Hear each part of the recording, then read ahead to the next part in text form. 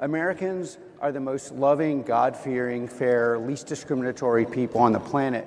And they want to know that if you're waking up and thinking about harming American citizens, or if American citizens are taken hostage and kept in dungeons, or if you're a foreign power sending fentanyl to poison our people, something really bad is going to happen to you and your friends and your cousins and your bank account and your mistress and whoever was involved.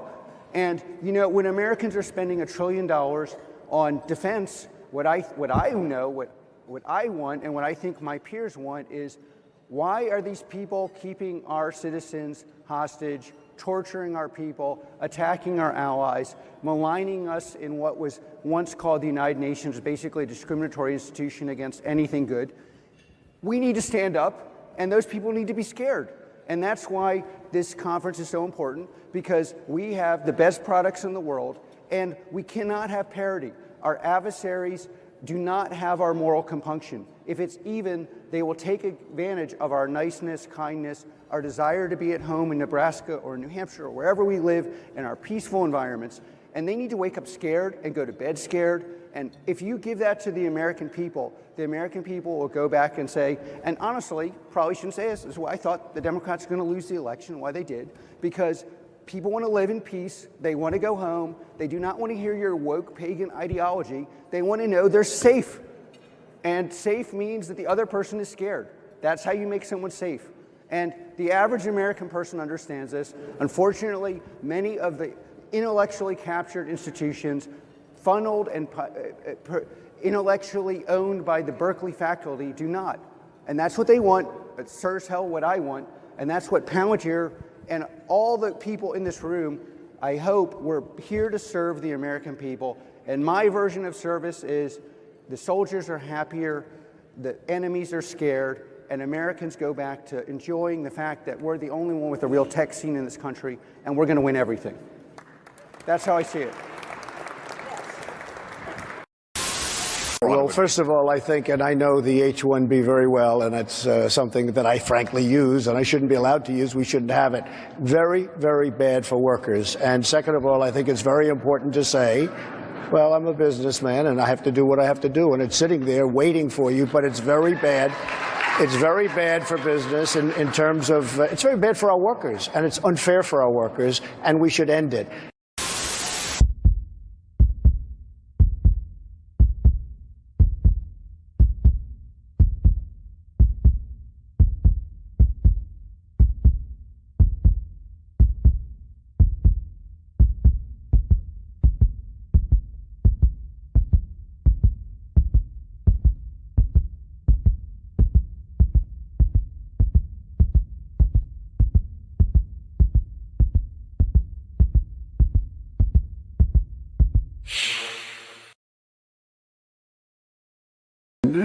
And Joan Shingang, I'm going to pronounce it, Shanga Kawawa.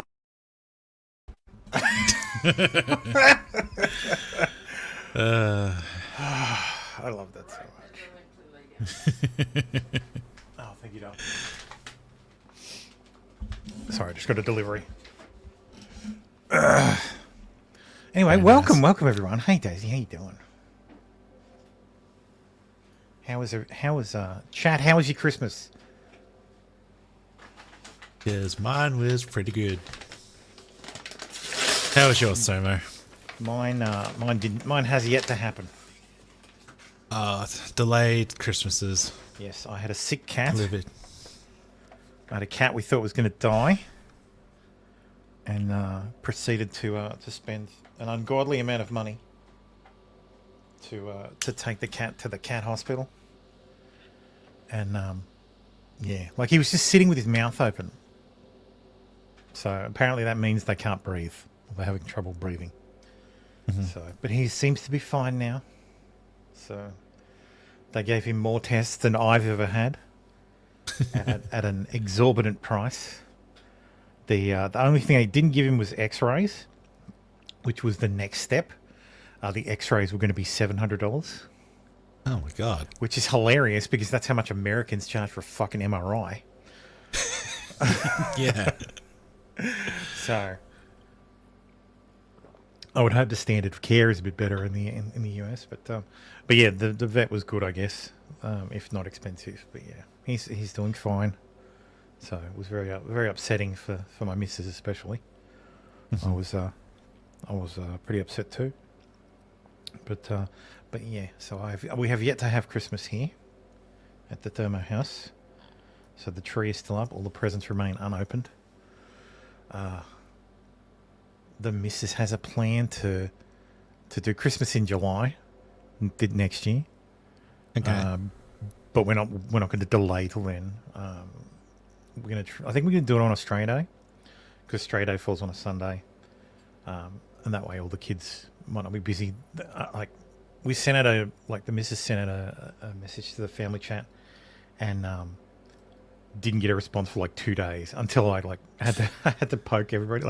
I just sent a poke to the channel so everybody would fucking reply, and I sent a poke, and immediately my wife, my son called my wife. The girls both replied, which was quite funny, but yeah, the girls are busy that weekend. So yes, it will be my son, his girlfriend, and my brother for Christmas this year, and the girls are maybe, which is not made my wife very happy, but yeah, that's what kids do. So, Yes. So yes, my Christmas will be resumed on the 26th of next month. So yeah, that should be entertaining. But yes, I have a fridge full. Well, I should say I had a fridge full of olives and stuff, and what's it called? Stuff to make. God, there's a term for it. Like platters. Yeah, antipasto. Oh, yeah. I had a fridge full of antipasto stuff, and that's just what I've been eating since Christmas. So, the missus made a roast out of, she cut the roast we bought in half, and then just did it as a roast for us. Yeah. So she said it was a consolation prize. So, because she was super efficient this year. Because last year she spent the entire day cooking and she fucking hated it. Yeah. Because it was hot as fuck. See, this is what Americans don't understand. Christmas here is hot as fuck. Oh, it is the opposite. It's usually a fucking heat wave.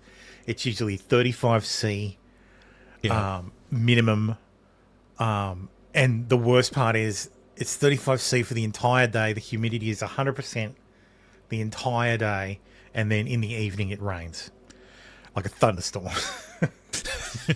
So if you're gonna do something so you can't really do anything outside during the day. Early morning and dusk. You've got early morning and evening when you can do stuff on Christmas Day. But you got to do stuff in the evening, and then it fucking starts pissing down. So Yeah. you're basically stuck inside. So the missus was inside. It was hot as fuck. Even with the aircon, it's still annoying. She was on her feet all day. So she prepared everything in advance. Everything was ready. All the prep was done. Everything was frozen and ready to go. She was going to take it out of the oven, pop it in, take it out of the freezer, pop it in, all good. No, then Christmas got cancelled. Yeah. So yeah, first time in almost 50 years. So never had to do it before. So, but when your cat's sick. So yeah. Anyway. So yeah, let's talk about some news. Let's talk about some news. Yes, thank you. That's a good segue. Let's talk about the most important story of the week. Pornhub reveals most popular US searches for 2024. I don't really care about this story, but I did find there is something you'll find interesting. Here's what made each state horny. So this is the list. This is their Pornhub insights. And what I found the most striking was not what people search for, but the grey states. Oh, yes. These are states where Pornhub is blocked. I didn't realise there was so many. Yeah, Like, I we really heard a don't. couple of them, but not all of them were really announced. Yeah, like I know Florida, and look, Florida next year, Yeah. as of January, Florida is going to disappear. So all the Cubana porn searches are going to just plummet. So I don't know if it was this way last year, but apparently Futa Hentai, Ricada is pulling his weight there in Minnesota. Wisconsinites tend to apparently like being peed on. And California is friend's mom. And if you're a chubby MILF, the place for you to go is Tennessee. Oh, yeah.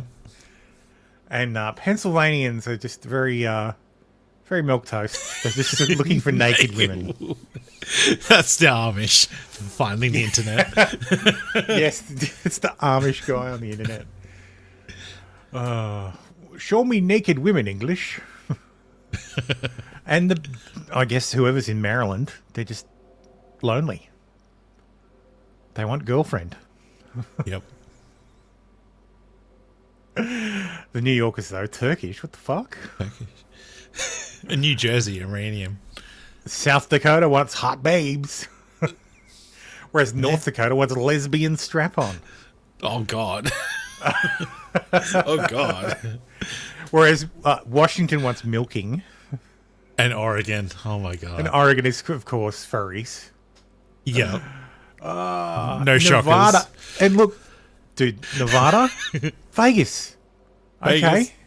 They just want local... They only want locally made pornography in Nevada. Anyway. 2024 was the year the bottom fell out of the games industry. From layoffs to the return of video games, and the people who make them and play them had a rough year. I can't... Can you think of a single decent release this year? Not really. Like, I Nothing that was can't really hyped too think much. of... Yeah. Like, even hyped. Like, I can't think of anything that was... Stalker 2, maybe. But that's see, more I've- niche. It's Yeah, not I really the haven't played AAA it. experience. Oh, quad. Yeah, it's... Yeah, I wouldn't say it's AAA, though. Yeah. I don't know. It's very strange because Yeah, I mean, you had Helldivers 2 as well, but... that's that's- really been a flash in the pan, because that's really gone Yeah. from, like, everybody's playing Helldivers 2 to nobody's playing Helldivers 2. Oh, because of Sony. All because of Sony. Sony, like, absolutely fucking screwed up big time with the requiring everybody to have a PlayStation account, not realizing, well, I don't know if they didn't realize, but they're not realizing that there's 120 odd countries that can't actually sign into PlayStation Network. just don't think they create a care. fucking account. Yeah, those people are too poor to play our games. But I Yeah. guess related is just 15% of Steam users' playtime was spent in games released in 2024. But apparently that's up from last year. Okay. Oh, yes, Power World came out this year. Oh, yeah. That was really early. Power World, Black Myth Wukong. I didn't play that. I don't really care. You did play it. Helldivers, yeah. And the All-Conquering Banana. What? What the hell's that? Oh, I think that's the NFT game. Oh, God. Maybe, Marvel I Rivals don't is know. supposed to be good. I haven't played it yet. Yeah. PoE 2 is just, Yeah. I'm a Diablo guy, so that's not really gonna. Yeah. No, they didn't. No. They backtracked on signing in, I think, on Helldivers, but they're still moving forward with all the other PlayStation games. So.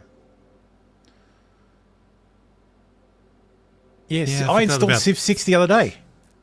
Oh, yeah. I bought all the DLC for Civ 6 because it's obviously Steam winter sale. Yeah. So I bought all the DLC that I didn't have for Civ 6, and just spun that up again the other day. Like I bought a whole bunch of games the other day on summer sale. But the one I've spent the most time in so far, I've almost spent like 2 days in it, is Space Haven, Okay. which is from like fucking 2016, 2018 maybe. And it's just you build a spaceship and that's it. Like it's pretty basic, but it's enjoyable. So Yeah. and strangely enough, the other game I bought was you'll get a kick out of this, Mass Effect Andromeda, Oh yeah. the shitty Mass Effect game. She did. Yes. Yeah, I've been How playing far it on did you get? I've been playing it on the PC, or like in the lounge room on the TV. Like, just sit back on the couch, play it that way. It's all right. I enjoyed that. Like, I played it back when it was on Xbox One, and I kind of enjoyed it. I sort of fell out of it because I think other better games came along. But yeah, it's fine. It looks a lot better. It's adequate. They've fixed a lot of the stuff that the big complaints. There's still the like I'm sorry, like my face is so mad, like stuff like that, like the weird shit where you were like, the what? weird faces. I kind of noticed that in the remastered Mass Effect, the trilogy that they released. Yeah. I kind of started to notice it in those, and like, that might have been just an issue that had been there all along, and we just didn't notice until it I do really think in a lot of apparent. remasters you do tend to look through these things with like through rose-colored glasses. Yeah. Because when I think back to some old games, I'm like, God, that was an amazing game. And then you look at it again, you're like, how the fuck did I ever play this? This is garbage.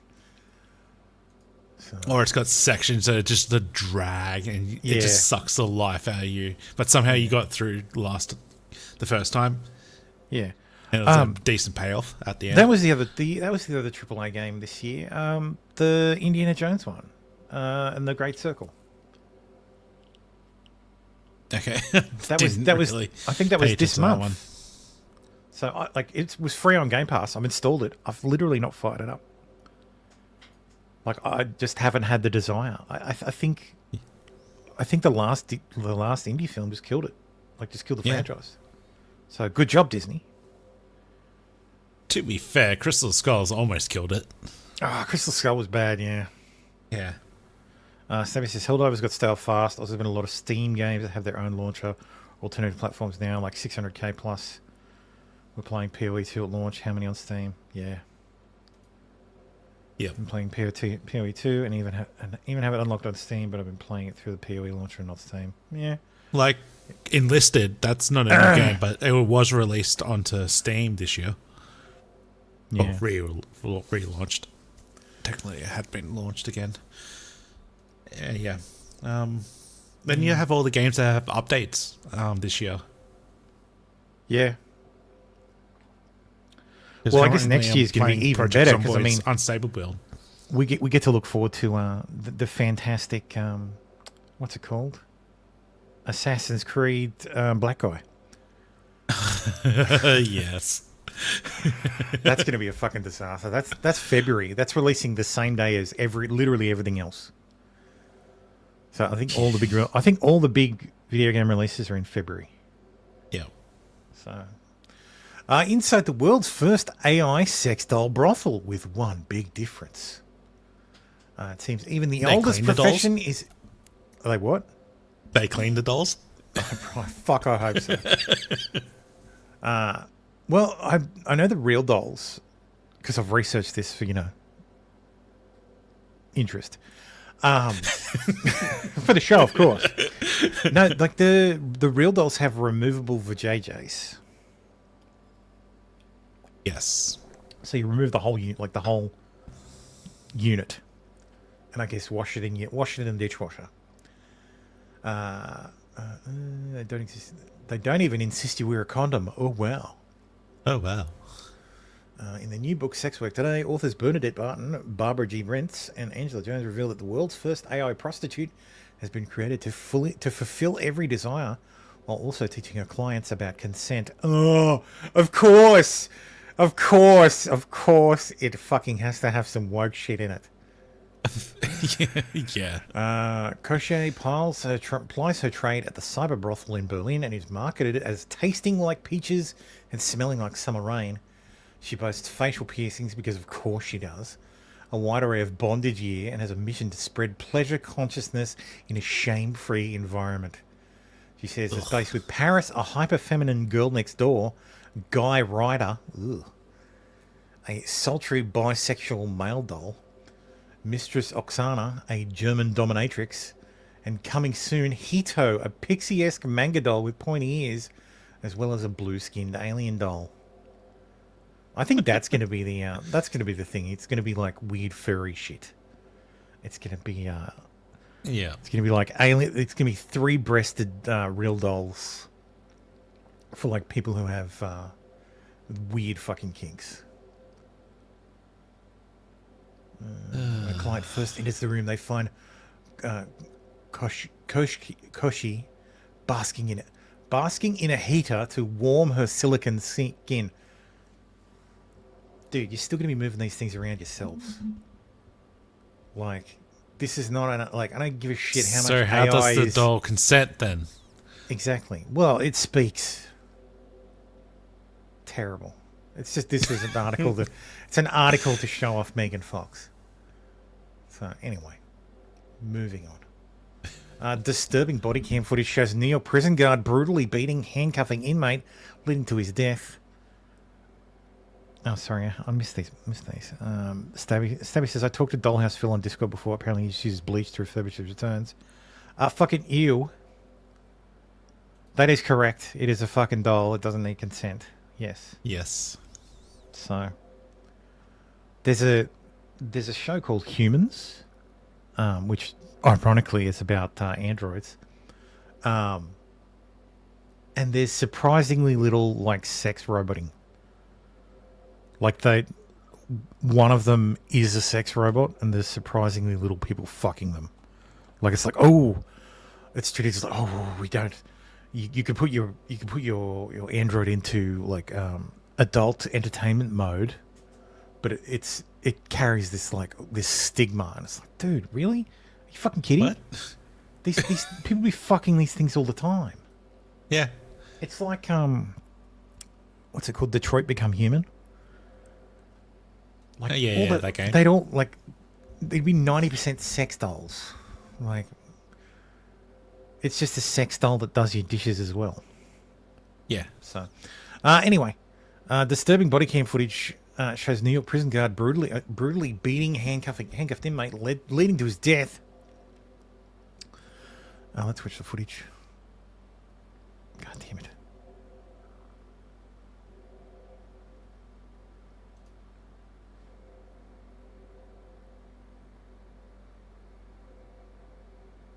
Oh, damn.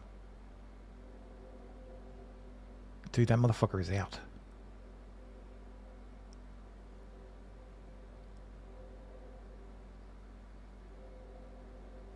Dude, what the fuck?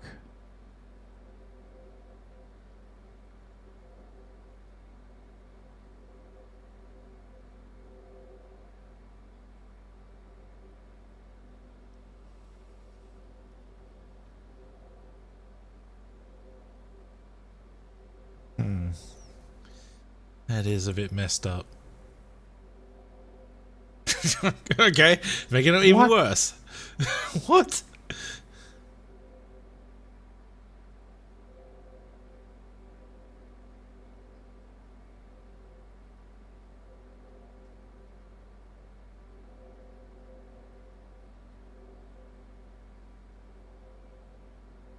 Whoops, we went too far.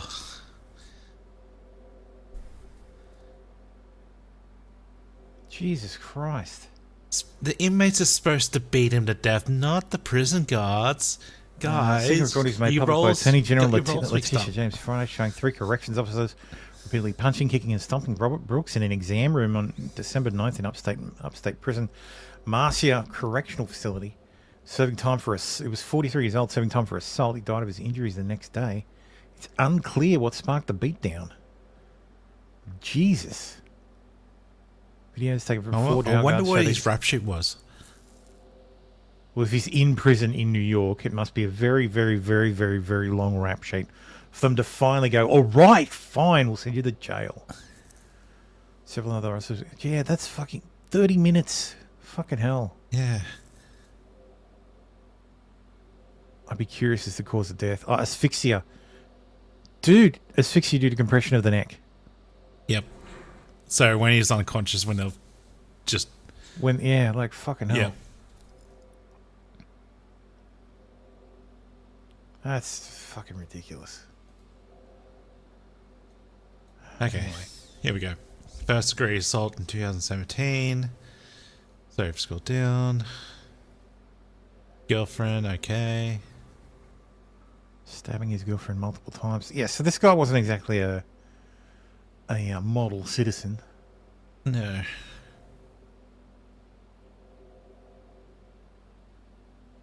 But yeah. Fucking hell. Yeah, he must have done something. See, they do that. They do that to the guy who stabbed his girlfriend a few times. Yeah. Hopefully, the same thing happens to these guys. They adopted 2 kids, used them to produce child porn, pimped them out to a pedo ring, raped them, and abused them. They just got 100 years in prison. So I think that's Jesus. So we covered these guys at the time. Yeah. So yeah, gay couple who showed off picture perfect family get 100 years in prison for horrific rape of adopted sons.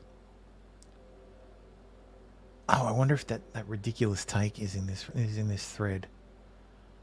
Like someone had a fucking absolutely garbage take. Like it was a gay guy and it was like, Really? oh, see, this is why it's going to be. This is just going to make it harder for homosexual couples to adopt. It's like, bro, what? Wait, what? Yes, so they were sentenced to 100 years in prison without the possibility of parole. So they will fucking die in jail. Yep. Hopefully a lot sooner than 100 years. Fingers crossed. So, all right, let's talk about the Pudgeets. And Elon's meltdown. Stubby says, probably crushed his windpipe. Had a 200-pound chick jump on my back one time with her arms around my neck, trying to take me down, but I crushed my windpipe. Why did a 200-pound chick jump on your back? Like, was she trying to take you down to molest you? Oh, was she mounting you? She was trying to mount you, yes. Anyway, Vivek the Snake Ramaswamy says, the reason top tech executives often hire foreign-born first-generation engineers over quote-unquote native Americans isn't because of an innate American IQ deficit, a lazy and wrong explanation. A key part of it comes down to the C word, culture. Tough questions demand tough answers, and if we're serious about fixing the problem, we have to confront the truth. Our American culture, has venerated mediocrity over excellence for way too long, at least since the 90s, and likely longer. That doesn't start in That doesn't start in college. It starts young. The culture that celebrates the prom queen over the math Olympiad champ, or the jock over the valedictorian, will not produce the best engineers. A culture that venerates Corey from Boy Meets World, or Zack and Slater over Screech in Saved by the Bell, or Stefan over Steve Urkel in Family Matters. I refuse to believe this guy has ever watched Family Matters, because if he did, he would know Stefan is Steve Urkel. They aren't two different people. It's the same fucking guy. Oh, that's hilarious. Fact, I know multiple sets of immigrant parents in the 90s who actively limited how much their kids could watch those TV shows precisely because they promoted mediocrity. Oh, Stabby says, YouTube won't let me time my true feelings. 100 years ago. 100 years is far too long. It doesn't take that long to skin a couple of F slurs alive. Yes, that is yes, that is true, Stabby. Yes. Stabby says she was drunk at a bar. I grew up with her niece, and we didn't get along. Crazy Midwest alcoholics. Yes. Well.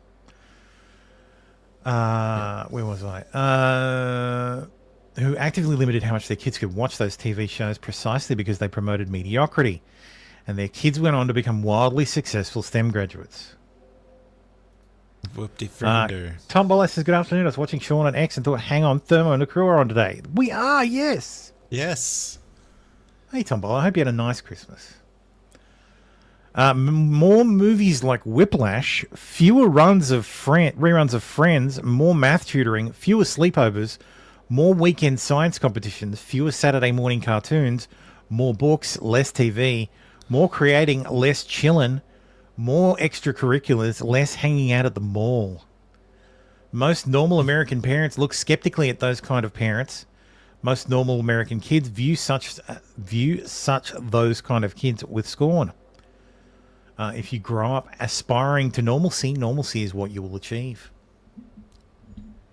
Now close your eyes and visualize which families you knew in the 90s or even now who raise their kids according to one model versus the other. Be brutally honest. Normalcy doesn't cut it in a hyper-competitive global market for technical talent. And if we pretend like it does, we'll have our asses handed to us by China. This can be our Sputnik moment. We've awakened from slumber before we can do it again. We've awakened from slumber and we can do it again. Trump's election hopefully marks the beginning of a new golden era in America, but only if our culture fully wakes up. A culture that once again prioritizes achievement over normalcy, excellence over mediocrity, nerdiness over conformity, hard work over laziness. That's the work we have cut out for us. Rather than wallowing in victimhood and just wishing or legislating alternative hiring practices into existence, I'm confident we can do it. I would just like to point out that Vivek made the bulk of his money by getting his doctor mother to redo a study on an Alzheimer's drug, announce it to the market, pump and dump a stock. Yes. So also, a lot of coping in that text. Tombola says Vivek smearing American engineers as mediocre in Christmas didn't go down well. Yes. So this wasn't actually the start. I can't remember what the start was. I wasn't really paying attention. But yeah, some nice people have pointed out that Zach Morris scored 1502 on his SAT. Screech only scored 1200. Maybe Vivek would know that if he wasn't a fucking casual. But eventually, all this coalesced into H-1B visas. Marjorie Taylor Greene, of course, came out in favour of them. She says, good gracious, I came out of Christmas bliss to see arguments about American labour versus H-1B imported labour, and Marga split over the issue. I don't think Marga is split over this issue. I think actual Marga is against it, and the tech bros are for it. Yeah. Good. That means everyone is engaged in saving this country. Here is some tough reality for you. There are some big MAGA voices with large social media platforms throwing down their opinions, yet they have never run a company that relies on thousands of skilled, highly trained workers with a constant need for reliable labour, yet they claim authority over the subject matter. Doesn't this woman run a fucking building business? Yeah, fucking no. American business owner. Don't Eric says Vivek Swamp Asami. Yes. Swamp Asami. Yeah. Vivek the Snake Ramaswamy. Yeah. Now he's showing his true colours. When you spend years trying to constantly hire, train, maintain a good, reliable workforce, which is a 24/7 never-ending cycle, your real-world experience will produce an opinion based on reality, and all of your followers on X don't translate to this. Having owned a construction company... I'm sorry. So yeah. She runs a construction company. All right. So you have a whole bunch of skilled people, do you? Okay. Carpenters. A couple of engineers. Some architects. I guarantee you outsource for that anyway. Yep. However, I fully believe we must make the hard and necessary changes here in the US to educate, build, and facilitate a solid foundation of knowledgeable, highly skilled, talented, well-paid American workers.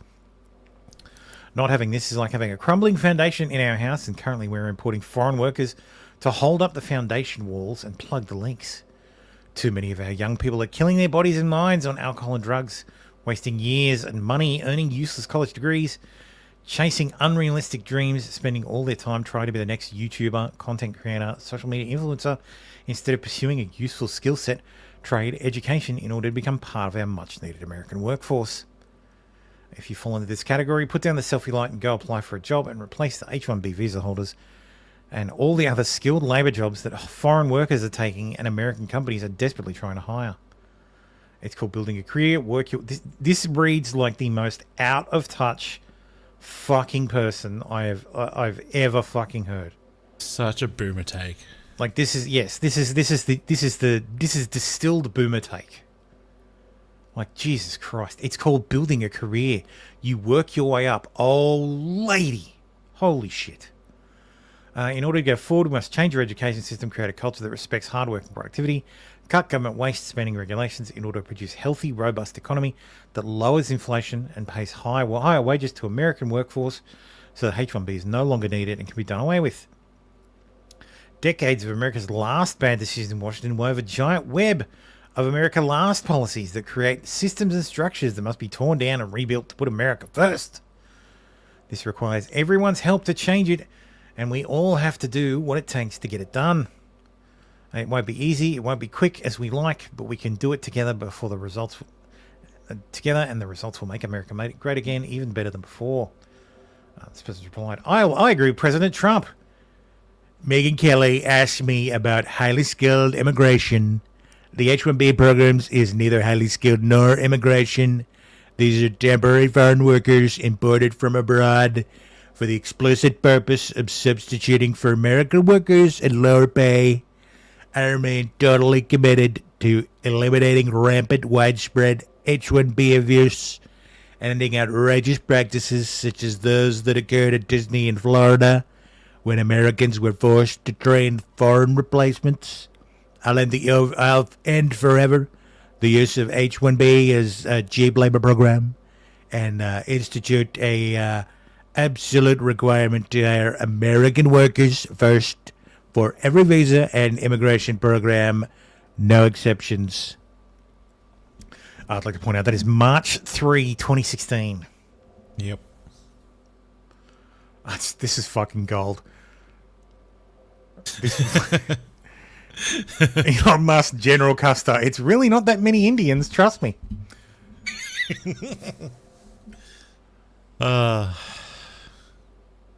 stuff. Elon Musk says the immigration hot button topic is the biggest DKE situation I've ever seen. What the hell is DKE? I have no idea what he's talking about. Am I boomering out? Like, what the fuck does that mean? But this guy replies, yeah. People seem to be missing the fact that you're asserting that it is elite engineering talent that we have a shortage of in America, like 0.1 to 0.001%. And if we don't fill this shortage with immigrants in the short term, we will lose. Yeah, maybe this is a helpful clarification. I'm referring to bringing in via legal immigration the top 0.1% of engineering talent as being essential for America to keep working. This is like bringing in the Jockeys or Wembies of the world to help your whole team, which is mostly Americans, win the NBA. Thinking of America as a pro sports team has been winning for a long time and wants to keep winning is the right mental construct. This person replies, Indian contract companies like Infosys, HCL, Wipro, Cognizant, and Tata have exploited the H-1B, L1, F1, and optional practical training visa pipeline to flood Silicon Valley and American tech companies with cheap labor. This approach not only boxes out American workers, but also treats many Indian recruits as indentured servants. Over the past few decades, 71% of jobs in Silicon Valley have gone to foreign workers, while 74% of American STEM graduates have failed to secure jobs in the field, like in STEM fields. Interesting. Stabby says, DK, don't know everything? Maybe. Oh, yes. Okay, yeah, that makes sense, yeah. Stabby says, maybe this is a blind spot for me, but what American natives usually go for tech jobs? Because I see a lot of libs and troons. Yeah, that's fair. There's a lot of regular white Joes out there who go for, who are in tech. So I think it's actually more likely an Operation Pajit immigrant to assimilate than your average liberal. I do wonder if it's the... Look, if you're in tech, you probably, you may have gone to uni, you may have gone to college, but you didn't do a fucking humanities degree. You didn't go and do a liberal arts degree. You went and did a fucking computer science degree. Mm-hmm. If you're a programmer, you did a computer science degree. If you actually know what you're doing, you probably just went to a technical college and then started working in the field. Me. So, because and look, fundamentally, most of these programmers are garbage. they're fucking garbage. Yeah. I thought this was quite interesting. This is from, what year was this? This is from 2017 on 60 Minutes. Was written in 1990. It lets companies recruit foreign talent for emerging engineering and scientific jobs. But loopholes allow for outsourcing of American jobs to foreign workers, often at lower pay. Bill Whitaker spoke to some Americans displaced by H-1B visa workers for Sunday's 60 Minutes. They say they were asked to train workers who would take their jobs. It wasn't. Bill Whitaker is with us. So how do companies... Eric says, "All you're old as fuck and should have retired by now." True, but those people I've been IT for 30 years. Almost 30 years. Yes, 2012. Yeah, 30 years almost. And yeah, I've seen many changes, and I don't think how many Indians have I worked with? How many Veggies? I don't really think I've only probably worked with a handful, because I'm on the like the infrastructure side, and most of the infrastructure is not glamorous, and there's not a ton of jobs, but it pays well, but it's hard. Like, it's not easy to do. Infrastructure is not easy. Well, hasn't always been easy. It's a bit easier now. But yeah, most of the Indians I know in the field were programmers. Like, they're all software engineers. So but most of the people I've worked with have been, Italians, like Greeks, Lebanese, fair few Lebanese, Australians, like white Australians. I had a Greek boss, some Asians. Yeah, it's all mostly white people, whites and Asians, and people you would think of as white. Greeks whites. So, yeah, they're whites. We're whites. Well, now. Now, yeah. Trust me, when the extermination vans start rolling around, nobody's. They're about to execute us when a rebel officer sees one of our passports and shouts, "Wait! These aren't whites. They're Italians." Yep. Yeah. Companies explain this. Well, the companies will all tell you that this is standard industrial procedure for helping to boost efficiency and lower costs.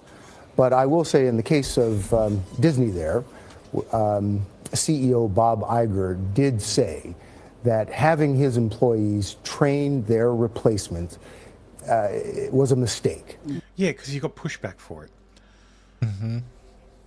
I thought this was interesting. This guy says I guess it's pretty clear he worked at Apple for a very long time. Mm-hmm. But yeah, he was a hiring manager at Apple, and he has some interesting things to say about his time. I won't go through the whole thread. It's interesting. If you go to my profile on Twitter, I liked and retweeted it. But he says, I talked to at many dozens of Indians and quickly learned a few things that are invariant. They are helpfully accommodating to the point of obsequiousness, and this holds regardless of whether they have any clue of what they're talking about. This is crucial to understand. When you're speaking with an Indian, you're not communicating. You're engaging in a choreographed dance where they are exclusively tasked with mirroring your moves and leaving you to walk away thinking that your needs will be satisfied. And that is all that has happened. If you don't know which follow-up questions to ask, you'll have no idea that you've just been handled by an entity that understands how to close, but not how to deliver anything promised. The idea of the latter is never even part of the equation. Utter alien minds to us.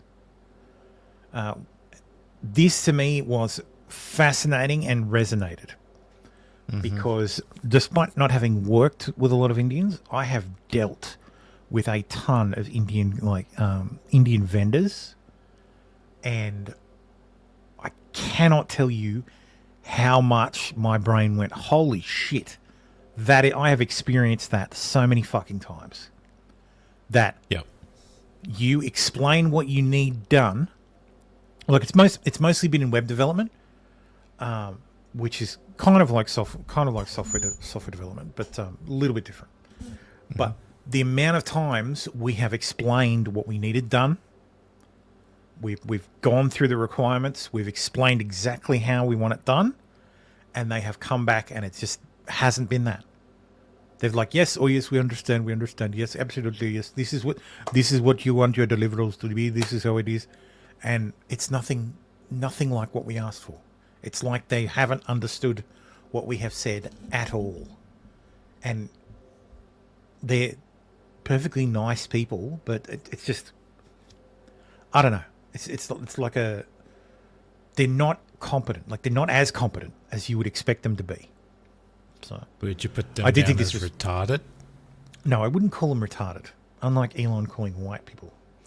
Yes. One of Britain's greatest crimes was teaching them to speak with that hackneyed gobbledygook accent, because it simply fries the brain of most Americans. It's camouflage for the fact that they will lie as easily as I draw breath. It's indescribable.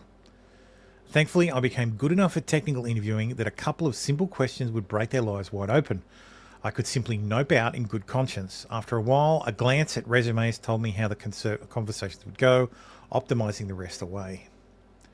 During this time and in other parts of SWE and IS&T, I watched as a couple of Indian hires within 18 months turned into an almost wholesale replacement of any other race in the blighted departments. The degree of their apparently illegal hiring practices cannot be overstated. This is the other thing that I've heard a lot of, that you will, like, they'll hire, like, Indians will only end up hiring other Indians, whereas white people won't do that. I'm not supposed to do that. Well, white people don't really do that, because it's seen as, like, white people have a guilt. We carry a guilt. Full stop. It's drummed into us by society that, the little people, the natives, like, we've been engineered to have it. Like, it's been inculcated. We've been engineered to be into cocks. us that we're better off than others. So, you got to help people that are worse off than you. So we don't do that. Like, so we work around. We don't preference the white person. We look at everything colorblind because we've been, like I said, we've been inculcated to look that way. Why would white people only hire Indians, Thomo? Well, we wouldn't. We don't. So when you're going out to market, you're going to go for who can talk the talk, and you assume can deliver at the price you want to pay, which a lot of times is the Indian organisations. But if you've done it enough, you've learned that no, they can't deliver. This is fucking great. So in reply to Vivek's screed about India, about culture, Callum says, my grandfather smoked his whole life. I was about 10 years old when my mother said to him, if you ever want to see your grandchildren graduate, you'll have to stop immediately. Tears welled up in his eyes when he realized exactly what was at stake. He gave up immediately. 3 years later, he died of lung cancer. It was really sad and destroyed me. My mother said to me, don't ever smoke. Please don't put your family through what your grandfather put us through. I agreed. At 28, I have never touched a cigarette. I must say, I feel a slight sense of regret for never having done it because your post gave me cancer anyway. It was a joke, brother. You said Indians only hire Indians, white people don't do that. Yeah, well, that's exactly right. Sorry, yeah, it's tough. Like, I thought you meant because we hire companies that are made up almost exclusively of Indians. LA police have just witnessed a fucking murder. But yes, the Elon's idea that, like, oh no, it's just the 1%, the 0.1% of top quality people. It just doesn't fucking work. Like, it's bullshit. Like, If that was the case, we then have there'd probably be examples. people from UK, people from Australia, the ones that have all the good schools. Yeah. I've been scrolling through approved H-1B visas all morning, and it's worse than I thought. I'm talking janitors, line cooks, secretaries, and every entry-level position you can think of. The worst culprit so far is Cognizant, who got almost 7,000 H-1B visas approved in 2024 alone. These people need to be investigated for defrauding the American people. So here's some examples. These are bakers. These are fucking bakers. Chocolatier USA Manufacturing, job title, baker, base salary, $24,000 a year in Doral, Florida. That's not much. That's where that's not much. Like, granted, they are, some of them are okay paid. Baker at La Bicyclette Bakery LLC, a baker, $70,000 in Brooklyn, New York. Brooklyn. That base salary is... Yeah, but you're not a cop. You don't have to live in Brooklyn. Cobra Sneeze says whites can't even do it without being sued or pursued criminally. Exactly. Yeah. Like if a white hiring manager hired only white people, it would be sus as fuck. There'd be an investigation. There'd be accusations of racism. But if an Indian hiring manager only hires other Indians, oh well, they're just doing what they do. I'm just doing what is best for the company, sir. Mm-hmm. I swear to God, this is going to get me community guidelines strike this episode. Anyway, what's this next one? Yeah, a labourer, a fucking labourer. They're like fucking $21,000 a year in Canyon Lake, Texas. Are you fucking kidding? Yeah. Marjorie Taylor Greene has entered the fucking chat. Looking for cheap labour. MLK, Martin Luther King Construction. A fucking cook. A cook 3. So what, 3 years? $39,500 at the Highgate Hotel. You telling me you don't have a janitor? You don't have a janitor? Yeah, I'm just calling bullshit on... Yeah. But I mean, why would I hire someone like... Why would I hire an American when I can get an H-1B visa, go to a company in India that specializes in finding these fucking people to do these jobs, and bang, they're done. Like, I get it. I get them here, and this is the fucking key. The key to an H-1B visa is it's not issued to the person, it's issued to the company. Right. So, if you are in the US on an H-1B visa, you are sponsored by a company. The company has that visa. So, if you lose the job, you lose your visa. It becomes a scramble to find another fucking job that sponsors you with an H-1B visa. Yep. CNP Kansas LLC, director of pickleball. $52,000 a year. Christ. How could we possibly find Americans for the job of checks notes 7-Eleven cashier?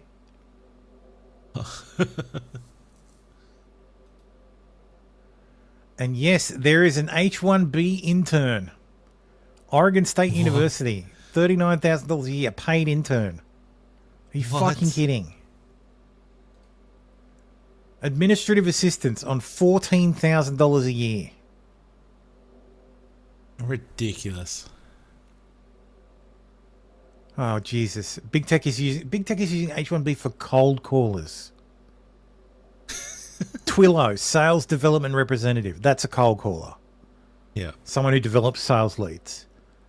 Fucking $40,000 a year, $40,000 a year, $45,000. That's. Remitter USA's founder sponsored himself. Remitter USA Incorporated founder, base salary $205,000 a year. I guess America is all out of nurses. This is fucking absurd, man. Yeah, this is ridiculous. Dog trainers, $45,000. Jesus fucking Christ! There are almost 2,700 teachers approved under H-1B.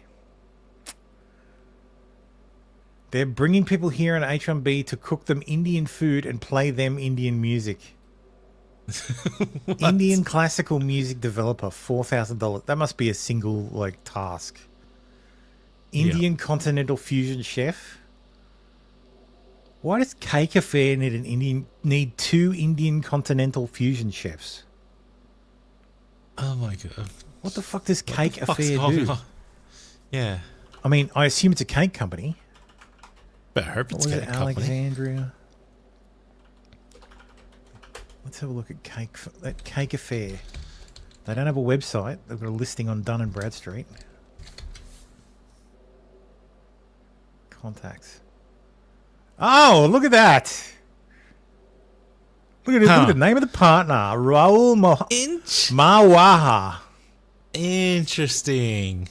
Very interesting. So it's the Bajeets using the H1B visas to bring in more Bajeets. Is this what they call it? Chain migration. Indorama. What the hell? Website is Indorama. What the fuck? What have we just stumbled onto? Experience Exotic India. Services. Restaurant. Why is this LLC called Cake Affair? What the hell? Oh, they make pastries and cakes. Jesus Christ. The hell? Anyway. Okay, so this is an interesting. So this is a H1B pay versus median pay. So let's see. Software developer. The median pay is $135,000. The median H1B pay is $100,000. Interesting. Project manager is as close as you will get. H1Bs make more. That's because you can throw a rock and hit a project manager. Yeah, that's true. Business analyst. You save 10% hiring an H1B analyst. Research associates, you save 27%. Technical leads. That's a management position. That's a middle management position, I guess. Yeah. So someone who'll lead maybe 3 to 4 software engineers or developers. You save 50% by getting an H1B. Yeah. Fucking accountants. Do you know how many fucking accountants are out there? Oh, yeah. Ridiculous. Oh, yeah, there you go. Cognizant is already being investigated for its H1B shenanigans. Cognizant discriminated against non-Indian workers to prefer H1B holders, U.S. jury says. Oh, ain't a single American who wants to be a ranch hand these days, but on the plains of Calcutta, it was a different story. Ranch hand, Midland, Texas, H1B. Yep. I missed that episode of Yellowstone. H1B visa for a salary of $900 for a Chippendales dancer. Elite talent jobs that will help us beat the Chinese. No one's job is safe, not even Patrick Swayze. I'm certain Tesla really needed this sales manager. Sales is obviously too high a stress job for any of Americans to do. There you go. They hired an H1B sales manager. This is fucking absurd. It gets really fucking stupid. Truck drivers.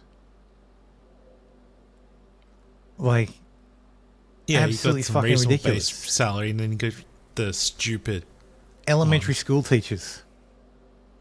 Which, to be fair, that's a decent pay, but I know elementary school teachers have a very strong union that get paid more, so. Yeah. Anyway, some dude named Abdul Kudaris bought up a chain of gas stations and then started using them as visa farms, but you're just a stupid, retarded racist if you have a problem with this. Fast and friendly LLCs. Yeah, so he's hiring store managers for all his fucking... Yeah. Hiring gas Pajeets. stations. What does Tesla sell with sales managers? Cars.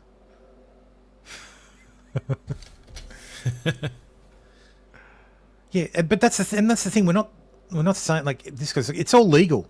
We can't vilify the people who operate within the parameters of the law. Yes, it's technically legal.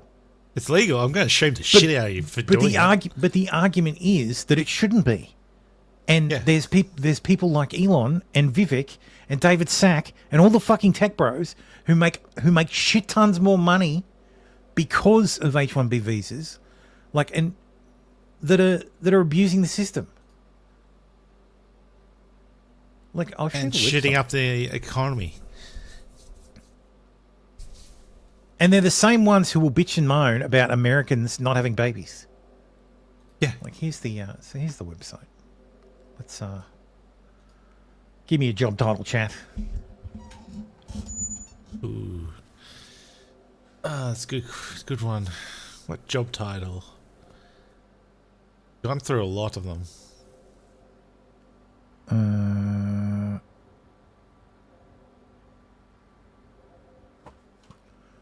Let's start with something simple. We'll go entry Very level. Cashier. All right, so entry level civil engineer, software engineer, bridge engineer, Yes, bond that's a good trader, point. Interesting. entry level law clerk, logistician, landscape architect, DevOps engineer, environmental scientist. Let's just search for entry level everything. Entry level ADAS, active director, yeah, okay, ADAS, so software development engineer, entry level architect at an architecture firm. That's the weird thing. Like, why do you need entry level, like H1B for entry level? Entry level. You guys have universities. You can just entry level whoever. associate attorney. $250,000. Yeah. Why is Sidley Austin, which I'm pretty sure I've heard of that company before. Yeah, it's a fucking global law firm. Why is Sidley Austin trying to get 2 associates on H-1B 3, visas? actually. 3, yeah. Just 1 in, yeah. 2 in New York, 1 in Boston. I feel that they may be These must be a situation where they have people in mind. Yeah. And they just need to pull them. And they just need to pull them in, yeah. Yep. Which is kind of the whole reason why the H-1B was created. You find talent outside of the US, and that look, honestly, if they're making $250,000 a year, okay, I've got no problem with it. Yeah, it's kind of using it as intended. Yeah, I feel like that's the intent, not like if we need a CEO or we need someone like high up in the organization. Yeah, but I'm sorry, an entry level logistician at Pet Plate on $58,000 a year. No, go to a university. You'll find someone who will fit in. A tape out engineer. SQL developer. Oh my god. SQL developer, web administrator. Not even a developer. Yeah. So entry level software engineer. Fucking hell. IBM. Of course. Let's see what Tesla's. So you can search by employer. Tesla Inc. Oh, that's a lot of analysis. I don't want to get mixed up with like Tesla dentistry or anything. Yeah. Analysts. Let's have a look who the cheapest they are. Materials planner. Quality engineer. At least Tesla's paying decent wages. But I mean, you're telling me you can't. But these are associates. This is the thing. These should be last resort. Yeah. You should have to prove you can't fill these fucking roles.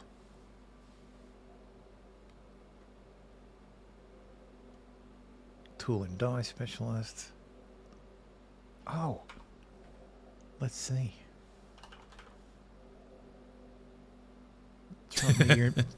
Trump Media and Technology Group. Okay. None. None. Let's see all years. One. So Trump Media and Technology Group Corporation, which is Truth Social. They got a product data analyst for $65,000 in Atlanta, Georgia. Okay. Let's see. Trump International Hotel and Tower. Here you go. They got a front office manager for Trump International in Chicago for $60,000. I get the feeling that these are people who he's found and wanted to pull in, and so he's just used H1B. Well, no, Trump's a fan of it. Like he said many times. Yeah, he's Look, used it. It's perfectly fine. It's legal. I don't break the law. You want the law changed? Change the law. I can't change the law. Oh wait. But he's not abusing it like other companies are. Yeah, he's not hiring truck drivers. Or like the lower rung of stuff. Like front office manager, that's middle management. Oh, dude, X Corp. Oh. Accounting manager. Director of Product Management, $320,000. Manager Client Solutions, $240,000. Are you seriously telling me you can't find a Client Solutions manager in the US for $240,000? Maybe not in California. That's maybe the issue. No way. Fucking But site if it was really an issue, then it engineers. sounds like you need to move. Get out of California. Senior Site Reliability Engineer, $186,000. Senior Site Reliability Engineer, $194,000.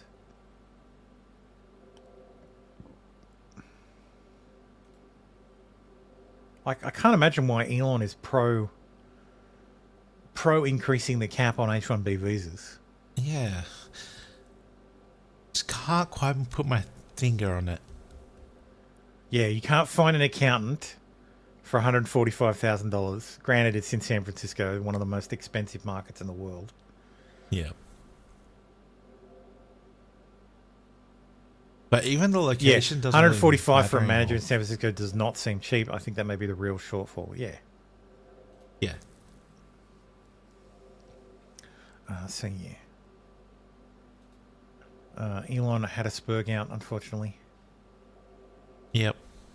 He said that said, any accounts found to be engaging in coordinated attacks to spam target accounts with mute blocks will themselves be categorized correctly as spam.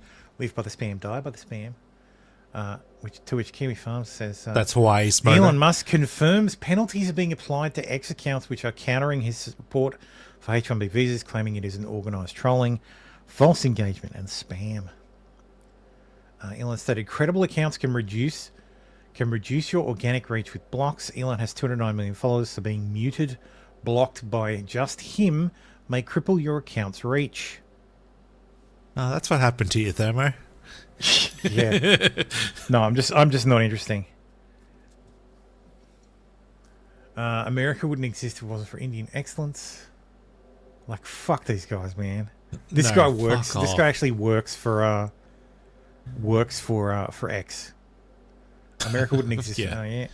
Not even remotely true. bullshit. India is very good at taking advantage of certain situations and opportunities. Same goes for the Nepalese, except they're just superior variant of Indians.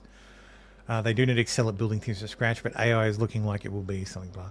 Laughing my ass off. Shut the fuck up, white boy. What have you built? What have you invented? What has your father built? And his father before that? We will be lucky to even get one child out of you. Do better. The country you're fucking living in, you goddamn. I would really love if Trump was like, you get deported.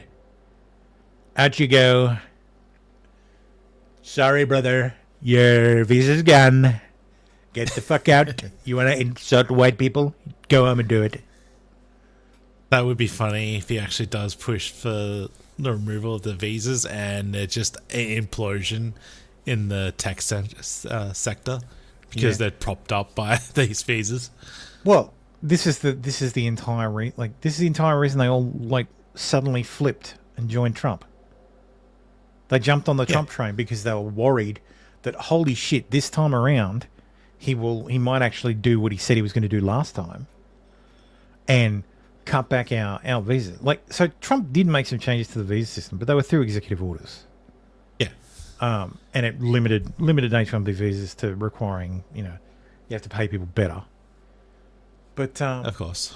But of course, Biden came in on day one and reversed everything. This is the problem. If you do everything via executive order, nothing you do will last beyond your presidency. This person says, I've largely been offline the last few days, so excuse my ignorance, but why are people losing their shit over H-1B visas when they're absolutely chump change compared to illegal immigration stats? What am I missing here? I love this framing that you can't, if you have a problem with H-1B visas and their abuse, you mustn't have a problem with illegal migration.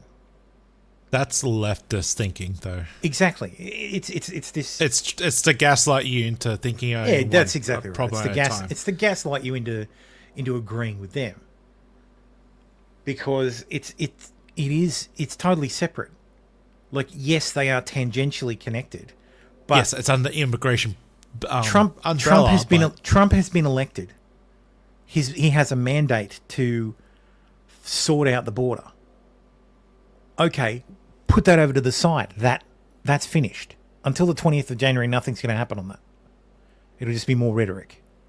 Mm-hmm. So let's look at this other thing as well that we would like him to sort out, that he has said he will sort out, that Vivek fucking ran on. And now back. There's a reason he's a fucking snake. Yes. Because he's a fucking liar. But anyway, Elon Musk says it's pointless to engage with subtards. So yeah, Kiwi Farm says Elon has declared everyone. But he's the biggest subtard. Mentally handicapped and beneath notice. Elon appears to be mass banning anyone associated with Project Groyper, and anyone posting screenshots he claims is fake. And many people replying to his tweets with a remark about Indians or H-1B visas. Elon Musk has just suspended Project Group and removed verification checkmarks from all affiliated accounts. What happened? This is what happened to Conservative OG last night. Yes, this is this Conservative OG account was an organizational account that had a whole bunch of conservative influencers that had their checkmarks through that were associated. It lost its checkmark. It lost its status as well. So coordinated reply scammers are out in force. They are getting nuked as we speak. Mm-hmm. And it's just, I'll just say this happened, and that's what it is. So this person said Elon deleted this tweet, and the tweet allegedly says, investing in Americans is actually really hard. Really hard. It costs money and time and effort to make a person productive. It's short-term net loss. It's much easier to bring in skilled workers who might not do quite a good job, but it will work for a fraction of the cost and be happy just to be here. Elon replies, that is a lie. Do you make this lie? USA Reject says, I found it elsewhere. Is it fake? Where did you find this lie? Elon says, it was posted on Reddit. My mistake. I didn't realize it was forged. Liar! He replies, look at the reverse image search. It's been posted multiple times on other sites. I didn't make the image. 5 minutes later, account does not exist. This is a false classification of mass outrage. Yeah. Vivek didn't know he ran on this. It's Obama's fault putting in the speeches his style. Yeah, that's right. Can't trust the dude with a hairline like Vivek. Yeah. Yeah, they're just going ham. Yeah, that's exactly right, Tombolo. That's the point. A lot of these rates are cheap for what they're asking for in terms of skills. Yeah. Yeah. They're doing it to save money, but that's not the fuck. That is not. Which the means they don't. That is want not the intention excellence. of H-1B visas. Yeah. The intention of H-1B visas is to get staff to fill positions that you can't fill, not to get staff to fill positions that you can't fill because you don't want to pay market rates. Yeah. Also, it means that you're not looking for excellence; you're looking for mediocrity, which was what's biggest main complaint about the Americans. It puts pay to the lie that Elon's spinning about. Oh, it's to get the 0.1%. Yeah. So there's a new feature that auto notes the screenshots of the tweet Elon is claiming is fake. I've never seen this feature before, but it automatically adds context as soon as the image is posted. I have Interesting. seen that feature before, but it is very rare when it is actually turned on. Okay. I think they have to manually turn it on because they don't want community notes popping up on people because they want it to be contextual, so they turn it on certain things. Yeah, free speech was always part of just a sales pitch, so I'm fine with them. You can grow business as the funniest possible outcome, so I'll embrace it. But that's kind of the issue. They're nuking them because of them Because you've discussing upset H1. the dear leader. Yeah, but it's about the H1B visas, not them about being white supremacists, shitting on Bajeet in any other context. It's because they're all white supremacists. See, it's just evil white supremacists. But talk about H1B White visas, supremacist you're terrorists. fucking out of here. Yeah. Yeah. Shit on the Jews hourly. Call them. Repeat blood libels constantly. No problem. Upset Elon mildly. You're Fucking out. 12-hour suspension. Laura Loomer got a 12-hour suspension. Lost her blue check mark. Lost all her subs on Twitter. Mm-hmm. So all her subscriptions were deactivated. Her account was locked. This was the tweet. She was asking Ceramic, what's this? Why did you donate to Kamala Harris' president campaign less than 1 month before the 2024 election? You didn't even vote for Trump. Now you want to infiltrate his admin. So this is the guy who's been appointed to, like Trump has appointed as like the president's advisor for AI or some shit. Okay. Let me find him. Can't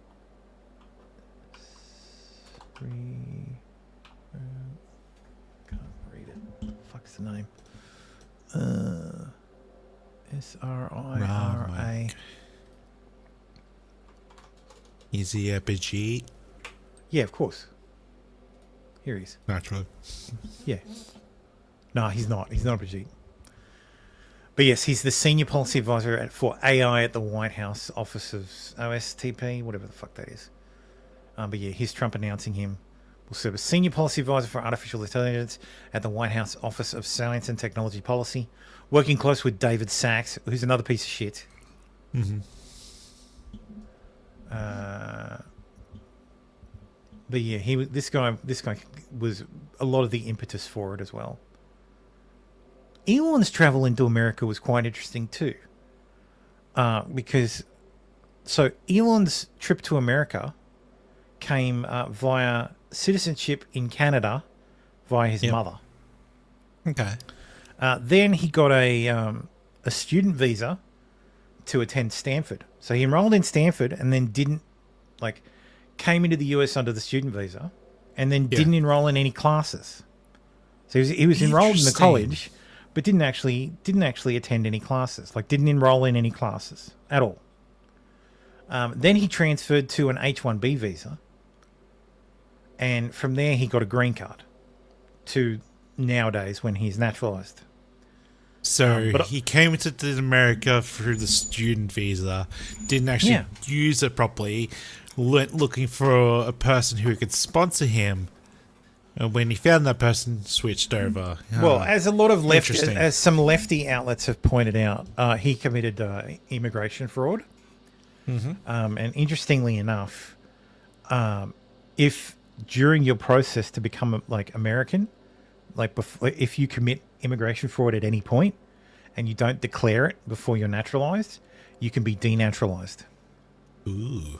So if someone wanted to, they could denaturalize Elon Musk. Now, no one's going to fucking do that. And that's ridiculous. Unless Biden does it. It's fucking ridiculous to even contemplate. And that's why the lefties were contemplating it, because they're fucking ridiculous. But yeah. But yes, he has presumably, based on his entrance into the US, has committed immigration fraud. Yeah. But yeah. This is the guy it was all kicked off by him being selected, and then people pointing out that he's very pro H-1B visa. Yeah. Which is Not ideal, yes. and that's probably why But Laura yes, Loomer she is was- going she hard was- at them. This was for posting private information. So what she posted, What? what she posted was a screenshot of the FEC filing for his donation to Kamala's campaign, and in the filing was his address, but she had redacted it.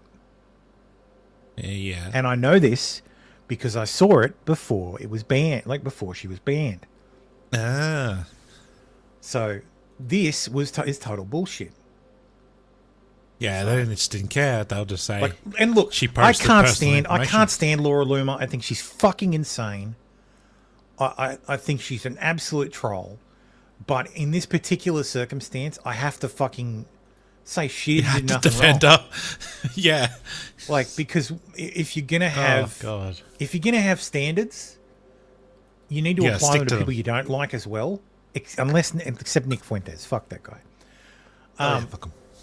But yeah, Laura's been absolutely going fucking ham on like fucking. Now my DMs have been restricted for messaging accounts because my premium access has been revoked. Even Grok admits my blue check got removed due to public criticism of Elon Musk. This is the thing. Like AI will the AI will just fucking say shit. Grok just makes shit up. It's true. I'm a self-admitted It's self-admitted retaliation against my account. Orders work hard to support President Trump. Yep.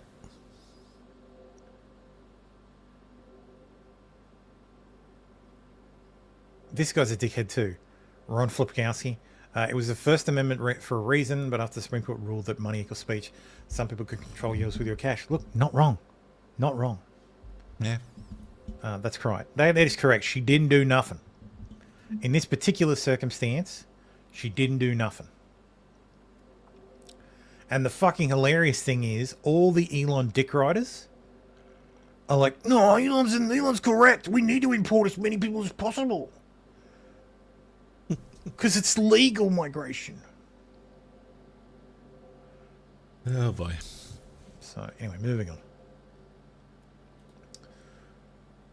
So Autism Capital said that. So basically the right splits into two factions, tech right and right.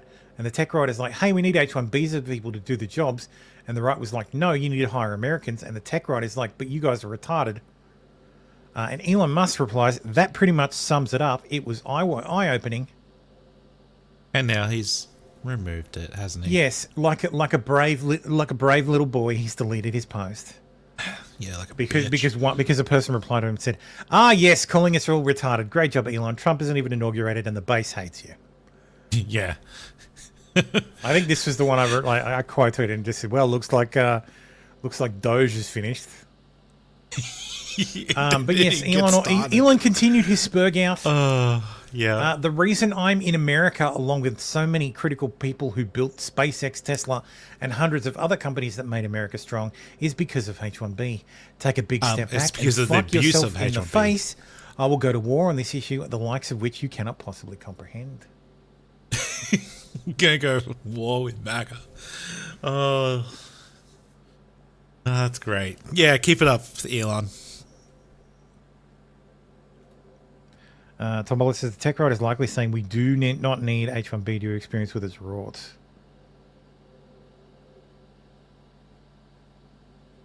No, they're saying they do need it. They want it. They need it. The tech right are the ones who want it uncapped. They want to be able to bring It's in what as we many- call the tech bros. And realistically, of the H-1B holders, visa holders, it's 71%. Or actually, let's ask Grok. But he likes Grok. Yes. Let's ask the Grok. I get banned for asking the question. H1 out of all the H1B Just asking questions. visa holders, what percentage are Indian?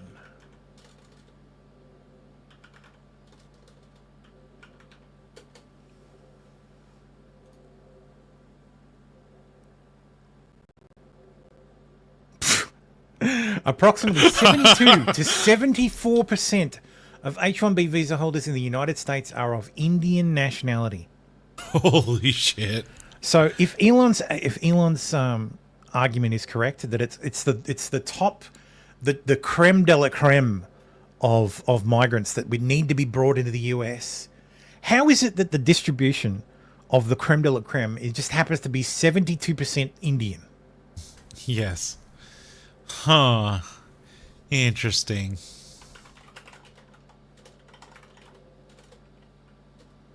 So what's the average? What's the IQ distribution?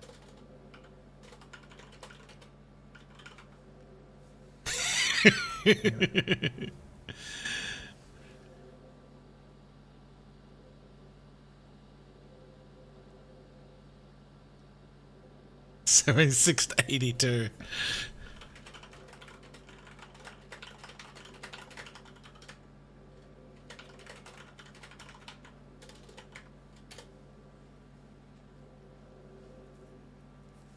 Can Grok do tables? Yes, it can.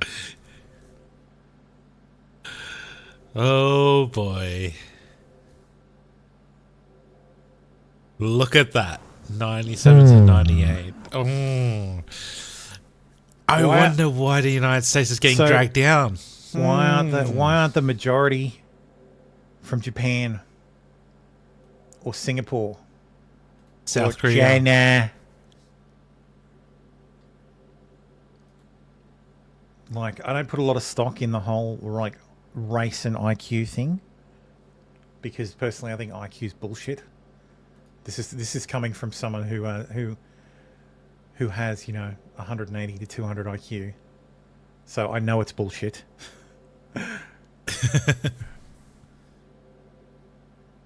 So yeah, I mean, who would have thought that the issue that would crack the tech right, or like the tech bros away from MAGA would be fucking H-1B visas. To be fair, India did have an advantage with English-speaking and reasonable universities initially, but their scammers got on board. Yeah, absolutely. Yeah, that is fundamentally an advantage too. The fact that they are English-speaking, sort of. the fact they were colonized. Yeah. See, they're all butthurt about it, but you colonize a country. Yeah, but you've had your country for over 100 years and you've done fuck all with it. Yeah, well. Mick Candy. Hey, Mick Candy, how you doing, man? Hope you had a great Christmas. This part feather Indian is not on board with the dot Indians being imported en masse. Yes. Yeah.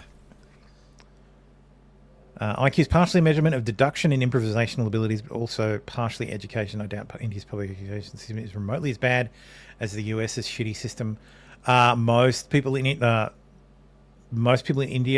can read. Actually, let's ask Grok. Yes. What is the literacy rate in India?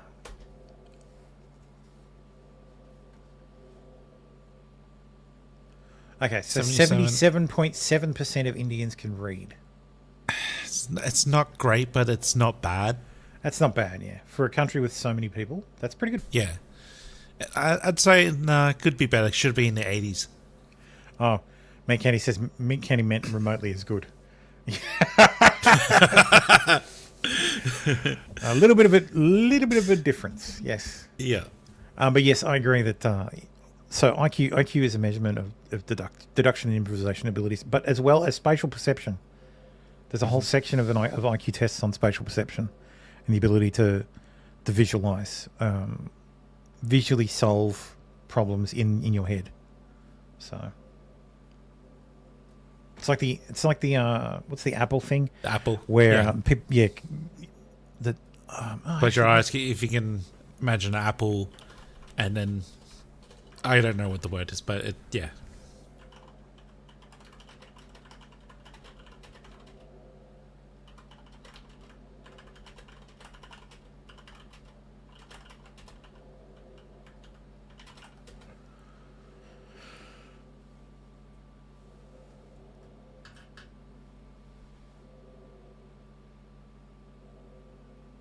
Estimates between 97 and 99 of the population. No, that mustn't be what I'm looking for. Yeah. 1 to 3% of people cannot visualize images in their mind. Okay, never mind. ICANN has read good. Yes. Tom Bowler says some Indian cities have higher standards in education, but the rest of the nation are rural areas. Yeah, I think that's It's kind of the same with the 22.3% of people who can't read come from. Yeah, and that's probably the same in America as well. Some areas are better than other areas. Yeah. Like inner cities. Turns out the waste that Doge wanted to cut was from America was Americans. Oh, here's an interesting one too. Yeah. Why did Elon Musk lie about H-1B visas? Where did I lie, liar? Answer the question. Did your son become trans because of how often you're molesting him? Honest question. Oh, Jesus. Oy. Oy. Wonder if that account's still there. Leroy the Fourth. Roy the Fourth.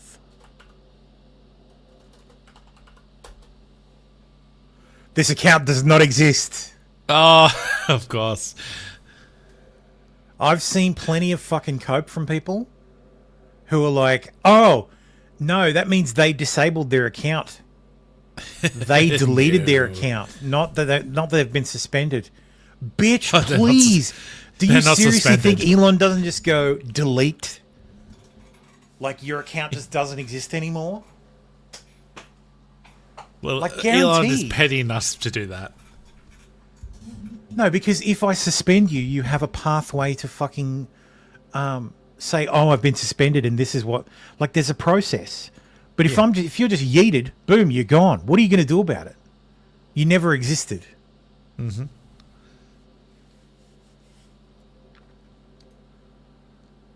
Once again, want to draw attention to the fact that he got so mad, he started typing like an Indian. What the hell is going on? That is a lie. Yes. Do you make this lie? No, that is a lie. Do you make this lie? I can't imagine why this guy got fucking yeeted. Yeeted into the fucking Holy sun. shit. This guy says, older generations severely underestimate how radicalized young white men in this country have become. There is a massive amount of pent-up anger and frustration towards the system that has left them out to dry, and the H-1B debate is only fueling the fire. Yeah, I have to agree with that. McKenny says, as a descendant of immigrants as well, I am on board with bringing the best of the best from other countries who want to come and be part of what's possible in America. H-1B is not being used right. Correct. This is the thing.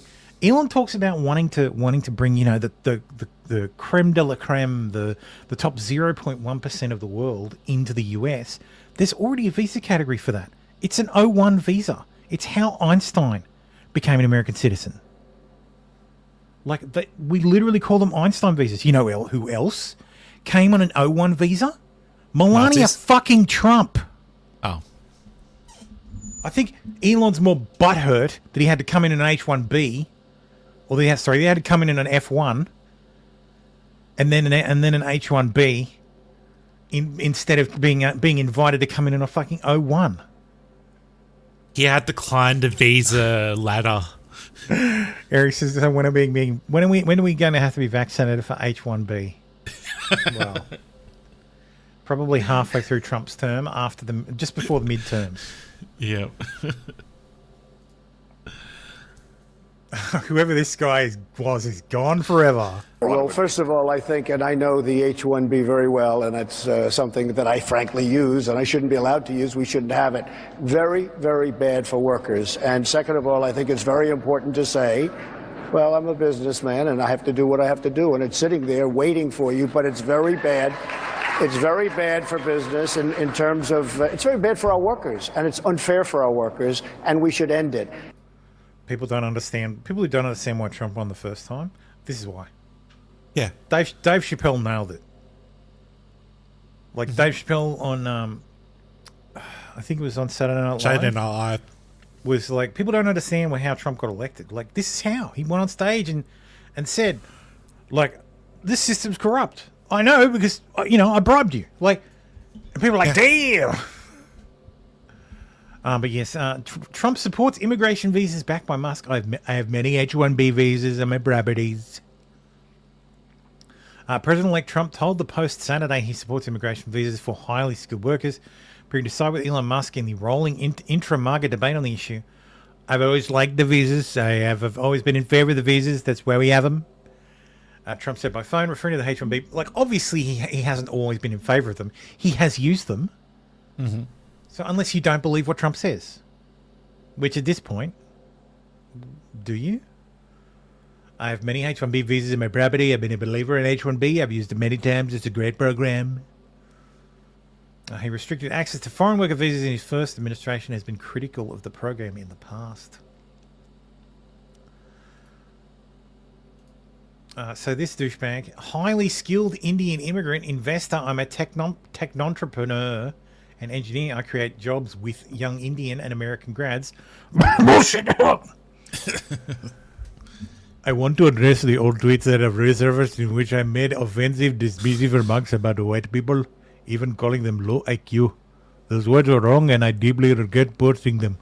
At the time I was lashing out in response to hurtful attacks on my identity.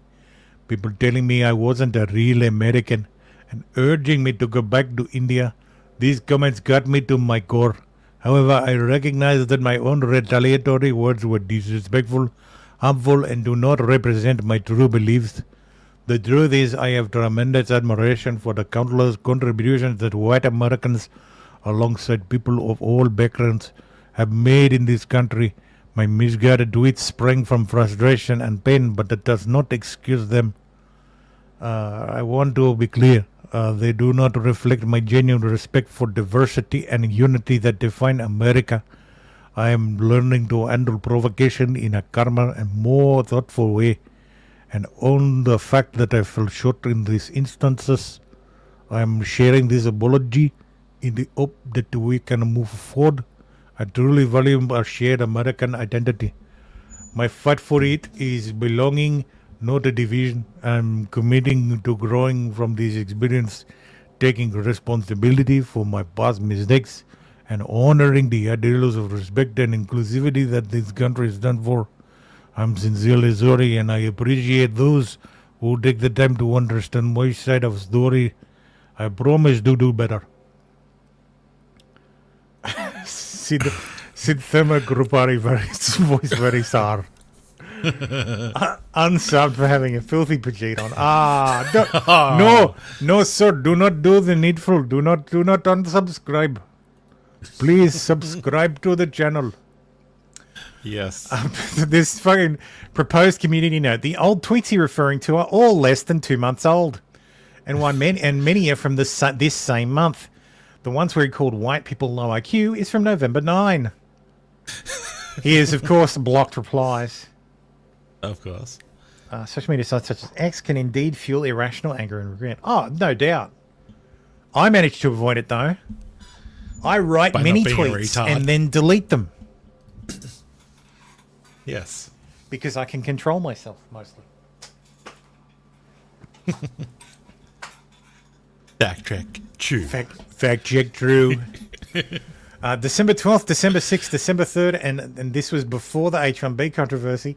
And here he is. America is not property of white people. Go back to your origins if you feel that way. I respect work ethic and family values. And then goes on to put Indians in bad tier. Entitled low IQ man. You are not American in my eyes. You are white European masquerading and acting as if you are one. What the fuck? Can you also show who and what I was replying to 6 days ago? Germany is not the USA, and it should never try to be. While the United States thrives as a melting pot of immigrants from around the world, Germany's strength lies in its deep cultural roots, unique traditions, and ethnic heritage that have defined it for centuries. What's wrong? What is wrong with this? I have no problem. Yeah. We have a big problem with the 20th century Germans. Yeah. Big problem. Old tweets, they aren't even a month old. Sorry, I had 100 followers and wasn't media trained. Everyone acts unhinged. Go fuck yourself. So he is acting like a fucking Pajit. I was not media trained. Media trained? What the fuck? I'm gonna use that. If I ever get into trouble, it's gonna be, look, sorry, bro, I'm not media trained. I was never media trained for my role. It says he used to work for a television network.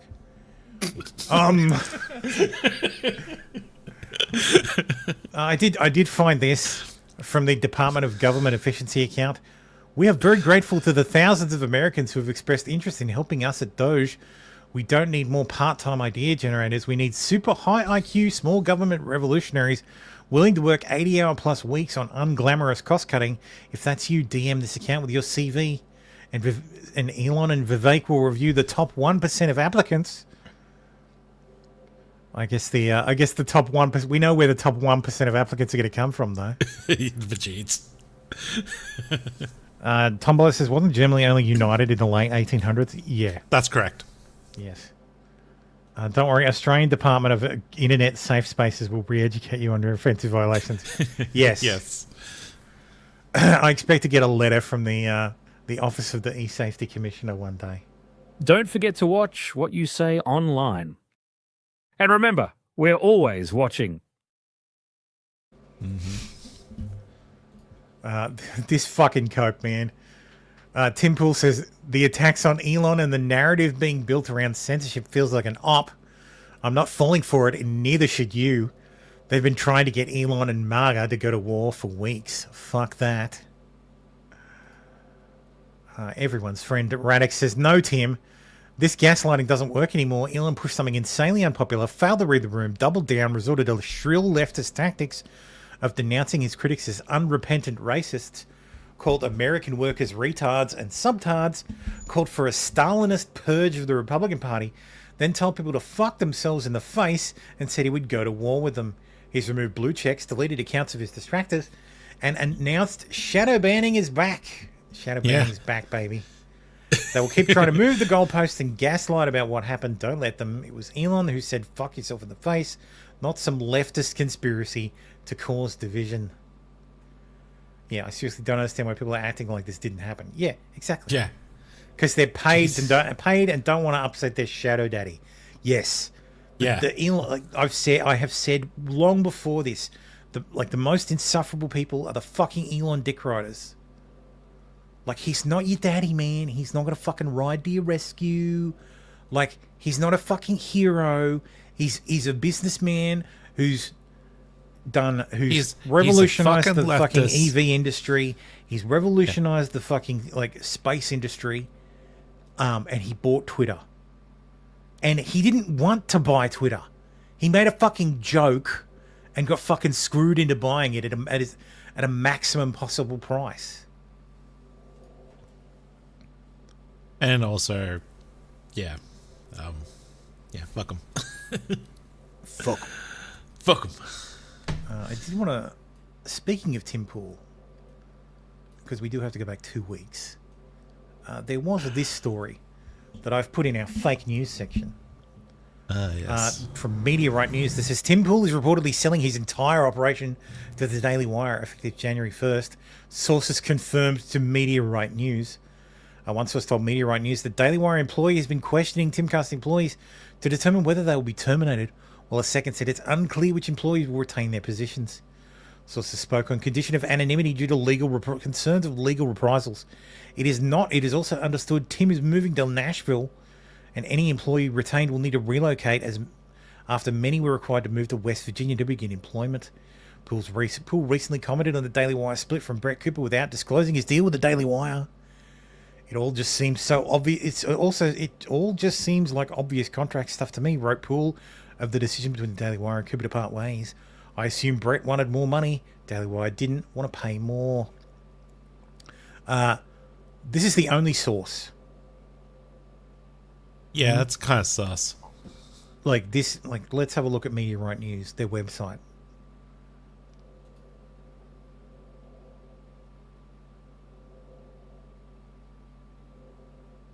Uh-huh. Man and wife thrilled when Donald Trump hands them their McDonald's order. Thanks for taking a bullet for us. Yeah, okay. Yep.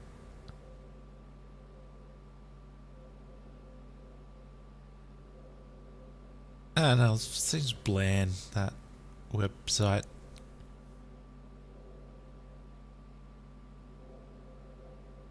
And poorly optimized. July 2019.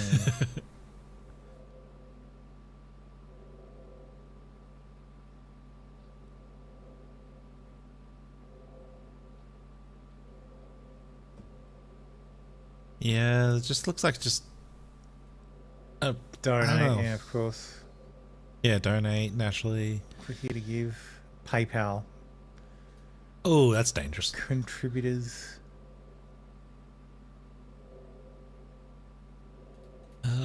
Don't really recognize any of the names. Conservative, freethinker, America First proponent. Okay. No picture. No picture.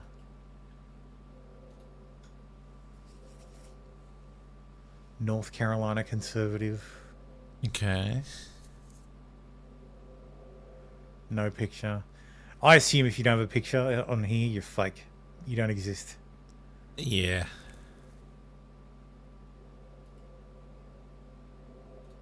I did that one. A lot of fake. 17-year-old diehard supporter of President Trump. For God's sake. Ugh. Yeah. So kids writing up news articles. Garbage. So yeah, I guess we'll find out in a few days. He literally invented electric cars. No, he didn't. Not really, but because he just bought that company, he didn't start that company. Well, not even that. That's not even the first. So electric cars have been around as long as the automobile's been around. Electric cars are older than internal combustion engine cars.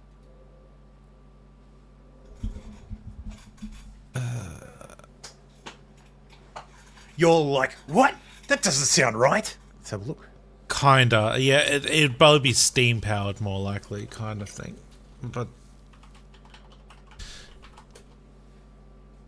it would be very, very inefficient. Car. Crude electrical carriages were first invented in the 1820s and 1830s. Practical, commercially available electric vehicles appeared during the 1890s. An electric vehicle held the vehicular land speed record until around 1900. So yeah, not new. So, what was the? Because there's also who killed the electric car? Spelled that wrong. Who killed the electric car? There was the GM EV1 and that fake documentary. It's not a fake documentary. It's a real documentary. How is it a fake documentary? Where's response from GM Motors? Elon. What Elon did was improve the process, like the development process. Made them affordable. Mm-hmm. Porsche's famous for his early electric cars. Yeah, there you go. Anyway. Yeah. High Court's necrophilia ruling. Sex with dead bodies, horrendous, but not rape. 2 men allegedly raped, murdered minor, assaulted her even after death. The prosecution argued necrophilia violated the right to die with dignity. Chhatrapati High Court stated that rape laws only apply when the victim is alive. So yes, in India you can rape a dead body, and it's not you can fuck a dead body and it's fine. So no problem. I hear the river's full of dead bodies. So good shit. Yep. A 41-year-old man from Quebec. Oh no! Has anybody checked on Viva? Died in a boat explosion at Fort Lauderdale.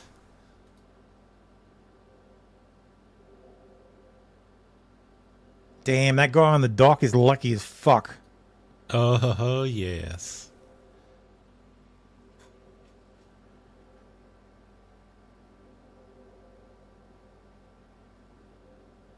That's insane, man. That is crazy. You can see it like split open. Yum. And just close back up. That feels like a gas. That feels like a gas explosion. Oh, it's wild to have gas on a boat. No, not really. They all, like, a ton of them have propane. Yeah. Hopefully, wow, that's not nice. Aww. Because that explosion came from like the below deck. Yeah. What little of below deck there is. Because that's probably a single berth. So that below deck area has a bath, like has a head, probably a little kitchenette and a bench area like at the bow. Yep. That you can put a slot in to turn it into a bed. I'm not a big fan of those boats. Like if you're gonna get a boat, get one that's got a rear cabin.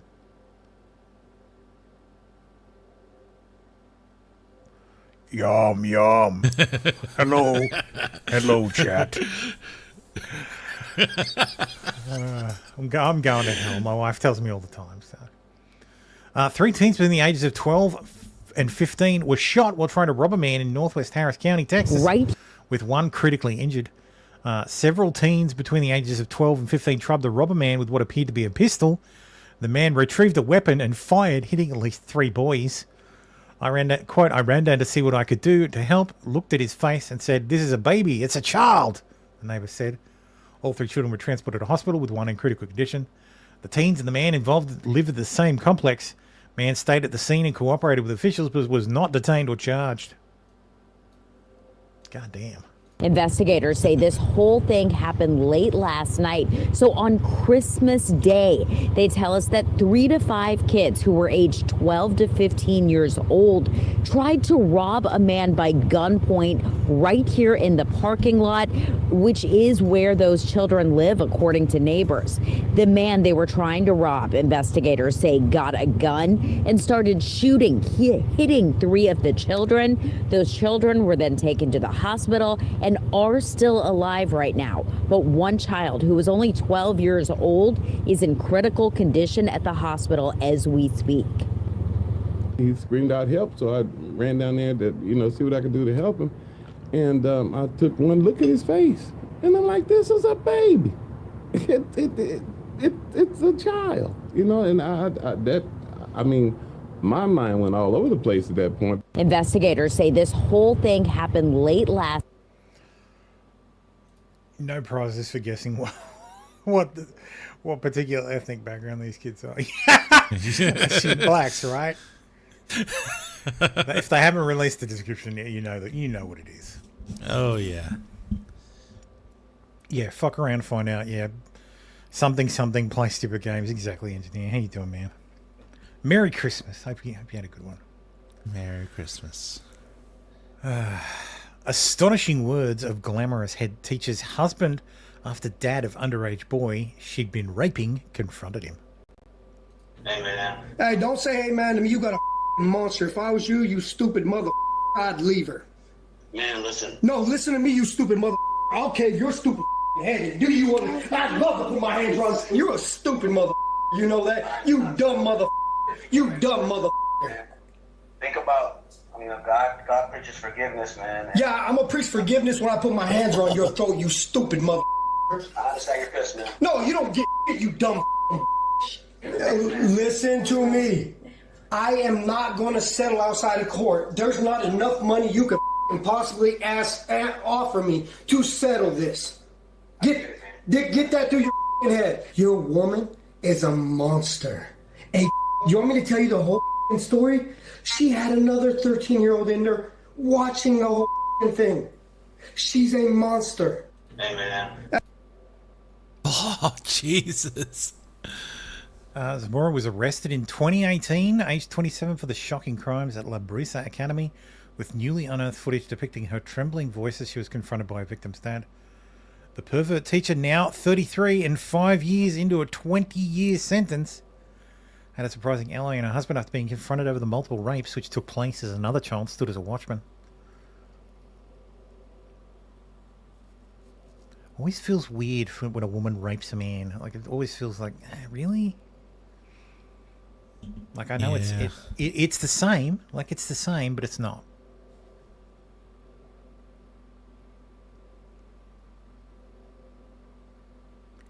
Dude, look at that beard. Dad's beard is huge. That's a huge bitch. teacher who raped 13-year-old boy shows dramatic new look in latest mugshot. Oh, wow. Fucking Christ. District attorney said the pair once even touched each other sexually while other students within the classroom watched a video.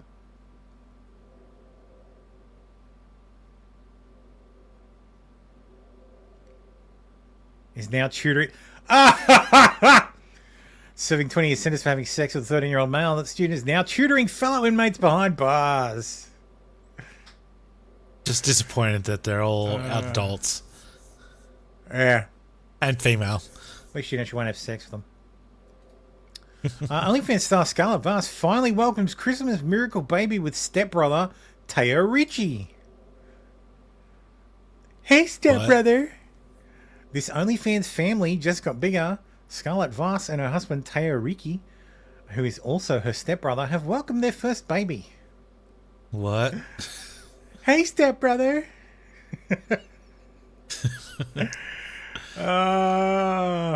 Keep America-ing America. Maybe that's right to ban porn.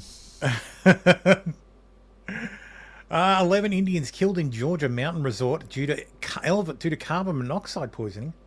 11 Indian nationals were among 12 found dead from carbon monoxide poisoning at Gudari, Georgia. This is obviously not the state of Georgia, but the country of Georgia. Victims were employed at the restaurant. Georgian authorities see they got them H-1B visas for Georgia. And killed themselves and died. Like fucking hell. Fucking hell. This is what a 7.2 earthquake sounds like. Sorry, 7.4.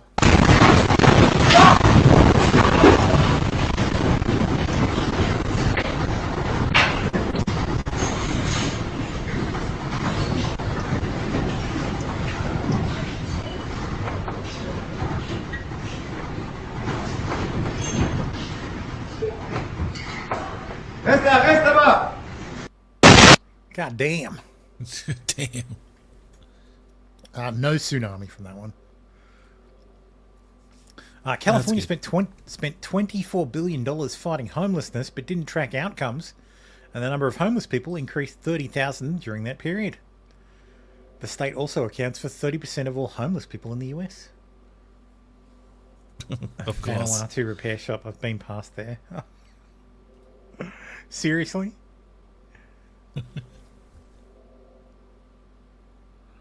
Gavin Newsom says, we've been working with before Doge was Doge. It's like a promo project. We're going to eliminate 62,000 positions. California is a leader in that space. God, they're the least efficient. Oh my God. Incredibly inefficient. Yeah. YouTube has a new feature, a super chat goal feature, which is stupid. It doesn't actually let you, you don't set an amount. Apparently you set the number of super chats. I'm actually going to have a look now and see if I can see how you do it. I think you can set the type. You know how you have types there you go, super goal. chats. 10 super chats. 5 super chats. Oh, let's be reasonable. One super chat. Oh, and you can choose the colors that count. Here you go, I'll show you. Yeah, that's what I was getting to. The colors. So you pick your goal. 1 super chat. You pick your tier where it applies. Let's be a cheap prick. And you set a timer. 3 hours.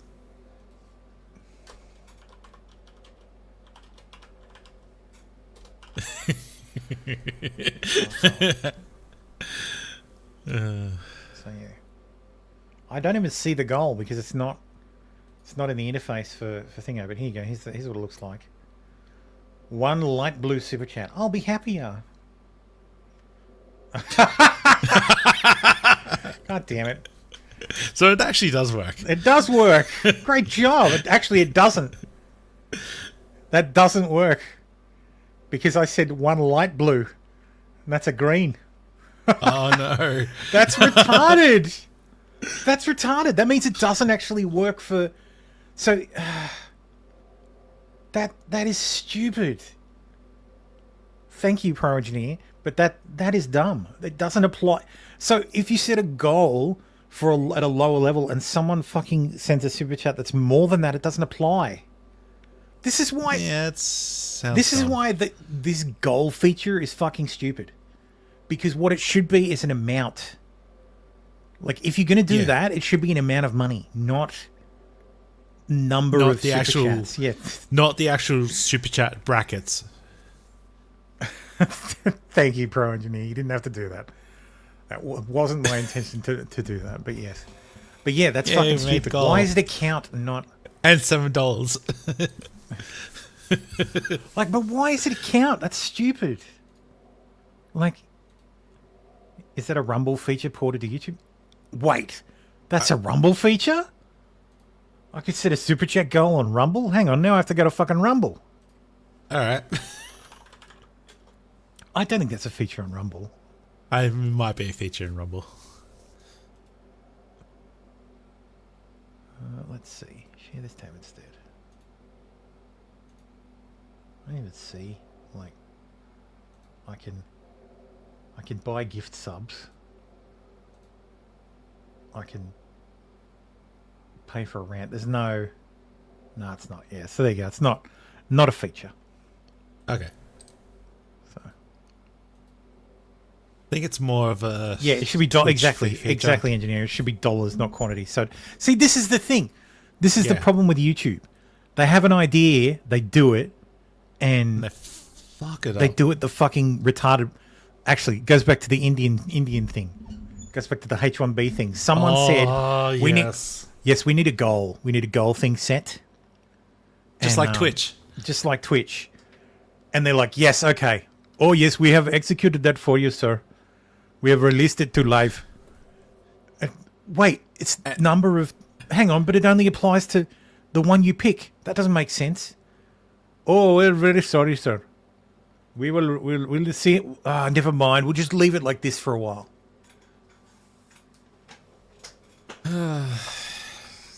Yeah. But clearly it works.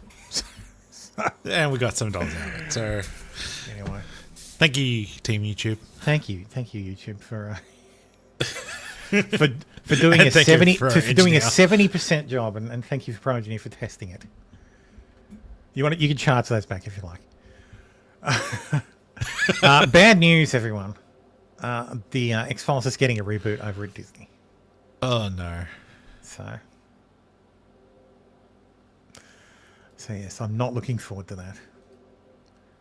The Virginia Democratic Party chair is trying to clean up the fact she told a reporter to kill himself on X. So Ken Klippenstein tweeted, House Democrats just picked someone who's literally dying to be the ranking member of a powerful watchdog committee. To which she replied, to which she quote tweeted, delete yourself. And then said, delete your account. And Jerry Connolly is going to kick cancer's ass. This Jerry Connolly, Sure. I can't remember what committee it was. AOC ran for it as well and lost to this guy who's dying, which is funny. So, NASA astronauts stranded in space get more bad news as rescue mission is delayed again. So these are the two astronauts who went up on Lockheed Martin's, Boeing's one, Boeing shuttle. Thankfully, made it. But now trapped because nobody trusted the Boeing thing to be able to return. And waiting for SpaceX to... They're waiting for SpaceX to send up a Starliner. Not apparently a Starliner. that's getting delayed a bit. Yeah, a Crew Dragon. However, their mission grew longer after NASA decided to send the company's faulty Starliner capsule back empty in September. So they were meant to be there 8 days. In June. Yeah, it is now December. So they left for the station in June for 8 days. They're still there. NASA has now announced their mission has been pushed back as their relief teams have been delayed another month. Their expected return would mark 10 months since they left Earth. They just float. Could we have Eric? Why don't they just float back down to Earth? Are they stupid? Yeah, that must be it. Yeah, 8 days, 210 days, close enough for government work. Yeah, an 8-day tour, 12 12 I'll be seasons later. I'll be surprised if the crew of 4 becomes a crew of 5 by the time they leave. The next crew of 4 is supposed to launch in February, followed by Wilmore and Williams return home at the end of the month alongside 2 other astronauts. The most recent announcement said that SpaceX needs more time to prepare the brand new capsule for liftoff and is now scheduled no earlier than late March.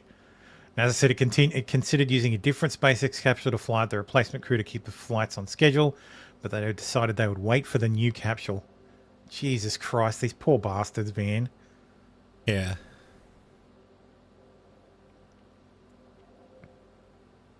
That's just retarded. Like, there's facilities to be able to evacuate. Like, why the fuck don't you just use them and then sort out the evacuation shuttle later? Like, it's just God fucking Isn't Christ. the ISS getting decommissioned anyway? Yes, these guys are going to be the last ones there.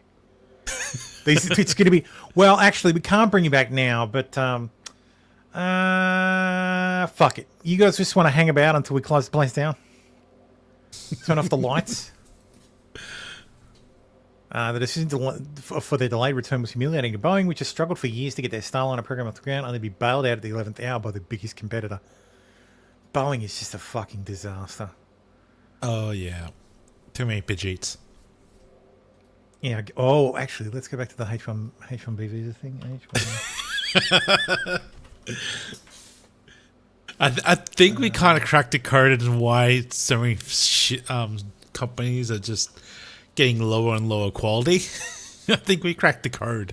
No, there's only Boeing Digital Solutions, Boeing Distribution Services, and Boeing Encore Interiors LLC. So it's not that. Okay. So they've not been using H1B visas. Maybe that's why it's so bad. So they're just gone the Soyuz. I'm sure they're stoked. They get to spend more time in space. Yeah. It's not like there's a lot of free space up there. So they're packed in with the other astronauts. Yeah. The problem with the emergency Soyuz is too they could use it, but Russia's not exactly providing replacements. Yeah, that's true. Boeing subcontracts its manufacturing parts. They just design and assemble now. Yeah. Ooh, yeah. New research uncovers predatory behavior in California's ground squirrels. Ground squirrel with cheek stuffed with nuts, seeds, or grains is a common sight, but a new study from UC Davis suggests California's ground squirrels also hunt, kill, and eat voles. The study published in the Journal of Ethology suggests that ground squirrels have a more flexible diet than previously assumed. The observations recorded in the study happened throughout the year in Contra Costa County in North California. The project examines how California ground squirrels native to the state's grasslands adapt their behavior in response to environmental change. So they're becoming meat eaters. So yeah, fucking terrifying. All because they have the opportunity. Just don't let on that you can hear what they're saying, because then we'll have to abandon this earth. Yes. Rick and Morty reference for those of you who haven't seen. Popeye and Tintin enter the public domain in 2025, along with novels from Faulkner and Hemingway. Oh, sweet. So you can make your own Tintin as of 2025. I expect someone will make some disgusting pornographic Tintin on a GoFundMe or something. No. That's already happened. Now they can properly utilize the IP. Now they can monetize it. That means it can be repurposed without permission or payment to copyright holders. This year's crop of newly public artistic creations lacks the landmark vibe of last year's entrance of Mickey Mouse into the public domain, but they include a deep well of canonical works whose 95-year copyright maximums will expire. And the Disney icon's public domain present expands. Popeye the Sailor is now... Okay. Winnie the Pooh is in public domain as well. Yep. Oh, I remember the Robert Altman Popeye film.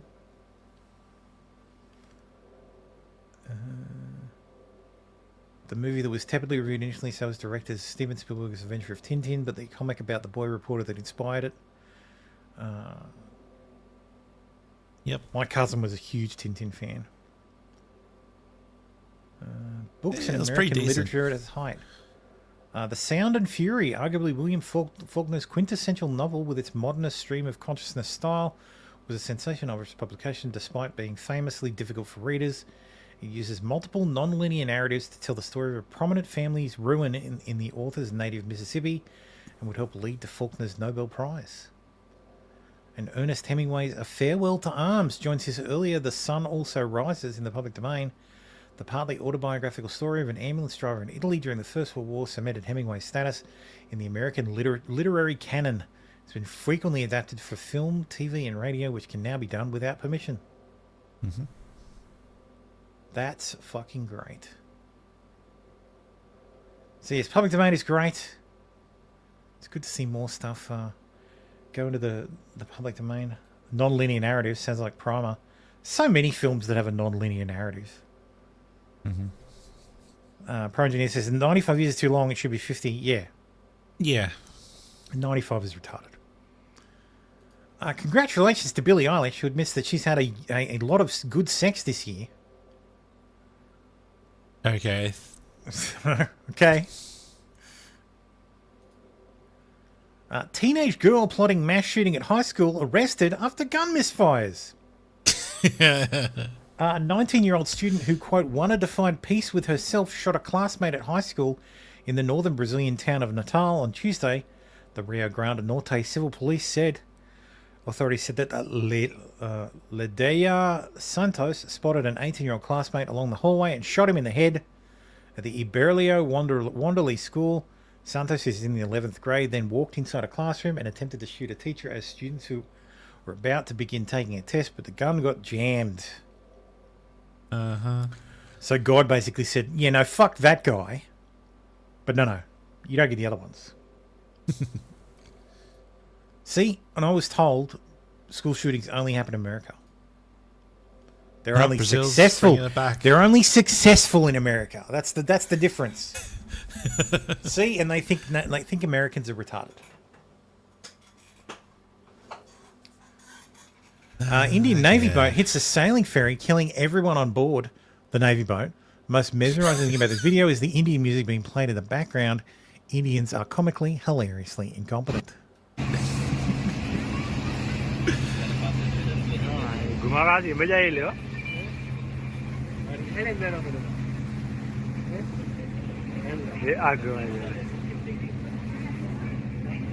Safe bet you probably had to repeat from below. Uh-huh.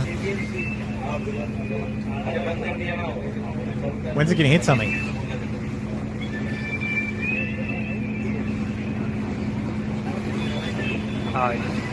Here it comes.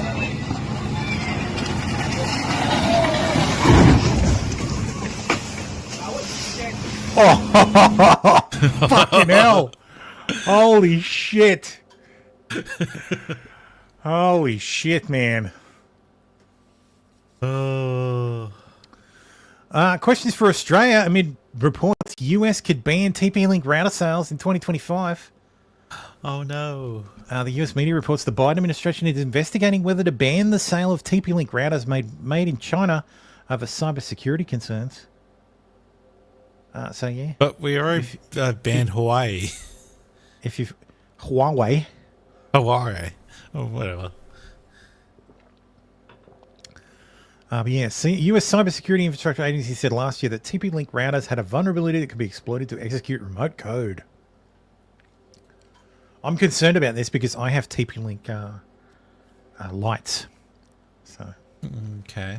I don't know if my light can execute something, but yeah. Oh, it probably not a lot of processing power. Just check how much Wi-Fi it's taking. You know, like not dishwashers, the washing machines that are doing mining.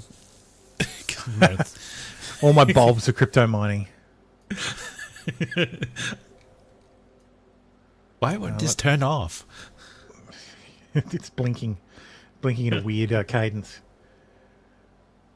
It's time for... Let's do some Aussie news.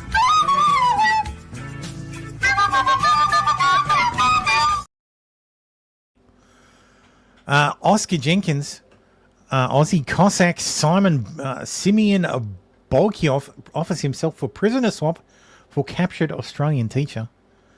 So some Australian was captured by the Ruskies in Ukraine.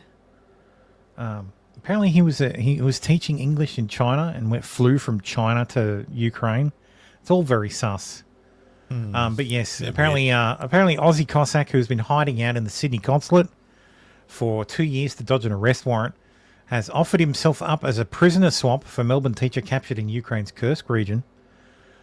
Simeon Boykov took to social media to gloat about the capture of Melbourne teacher Oscar Jenkins, calling it excellent news. Thank you to the glorious Russian military. Glory to the Russian military, he said in the video. They've taken Oscar Jenkins, an Australian mercenary prisoner. Now we have an Australian prisoner, finally! A vision of Jenkins, 32, showed him bound and beaten, emerging on a pro-Russian social media on Saturday. I don't give a shit what happens to this guy. If I can just execute him, I don't care. Like, the guy hadn't lived in Australia for something like 7 years. He's been living in China. Like, fuck that guy. The only people who are allowed to stay in China nowadays are the fucking shills. The guy that's from fucking Chinese shill. Oh, totally. I'm thinking, my thinking is now that it was all, the whole thing's a fucking psyop. They just got an Australian, dirtied him up, and went, ooh, look, we found Australian, he's fighting. He's fighting for Ukraine! And then shifted back to China. Yeah. Aussie cartoonist Michael Leung has died. Truly a one-of-a-kind, iconic and fearless artist right up until the end. Yes, I remember this guy for many, many years. His cartoons were very good. This is an example of one of them from during COVID. Yep. So he's 70. Captures the authoritarianism, the resistance. I think he was like in his 80s or something. 79 he was. So he was 79 when he died. So that's a decent run. If I get to 79 and haven't died, I'll be happy about that. Yep. So there's some examples of Aussies know how to fight. I like to have them in a foxhole when we're in trouble. President Obama. Aussies might know how to fight, mate, but they don't win. But they don't win to fight. When not to fight, or why they're fighting. Yeah. Be careful what you say, sweetheart. Someone will kick you up the foxhole.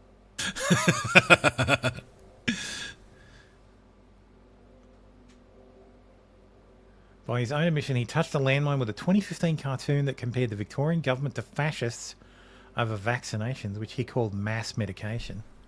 Oh my god, oh god. Mummy was busy on Instagram when beautiful Bubby fell out of the pram and lay alone on the path unseen.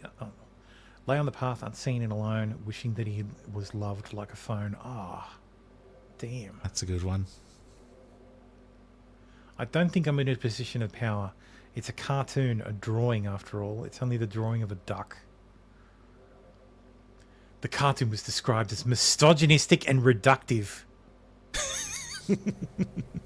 Like, really? What has it got to do with misogyny? It's like, fucking Christ. Yeah, we got some fucking idiots down here. Fucking retards. I don't know what this one was, but it's been deleted. So.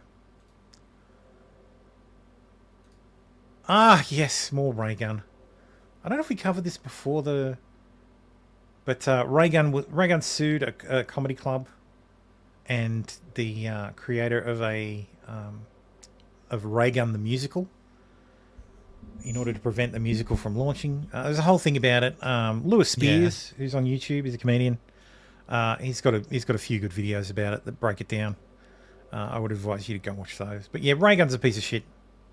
It's pretty clear by her actions, in my opinion. Through and through. Seeing as she's fucking litigious. She tried to say that the $10,000 demand wasn't actually a demand. It was just what could happen if they went to court, which is bullshit. I've read the letter. The letter literally says that is how much that is owed so far in legal costs. So fuck that bitch. Yeah. Oh, that's what I forgot to go. Actually, I think that might be what that one is. God damn it. Victoria has a new premier. Not a new premier, a new opposition leader. Oh yeah, that just happened.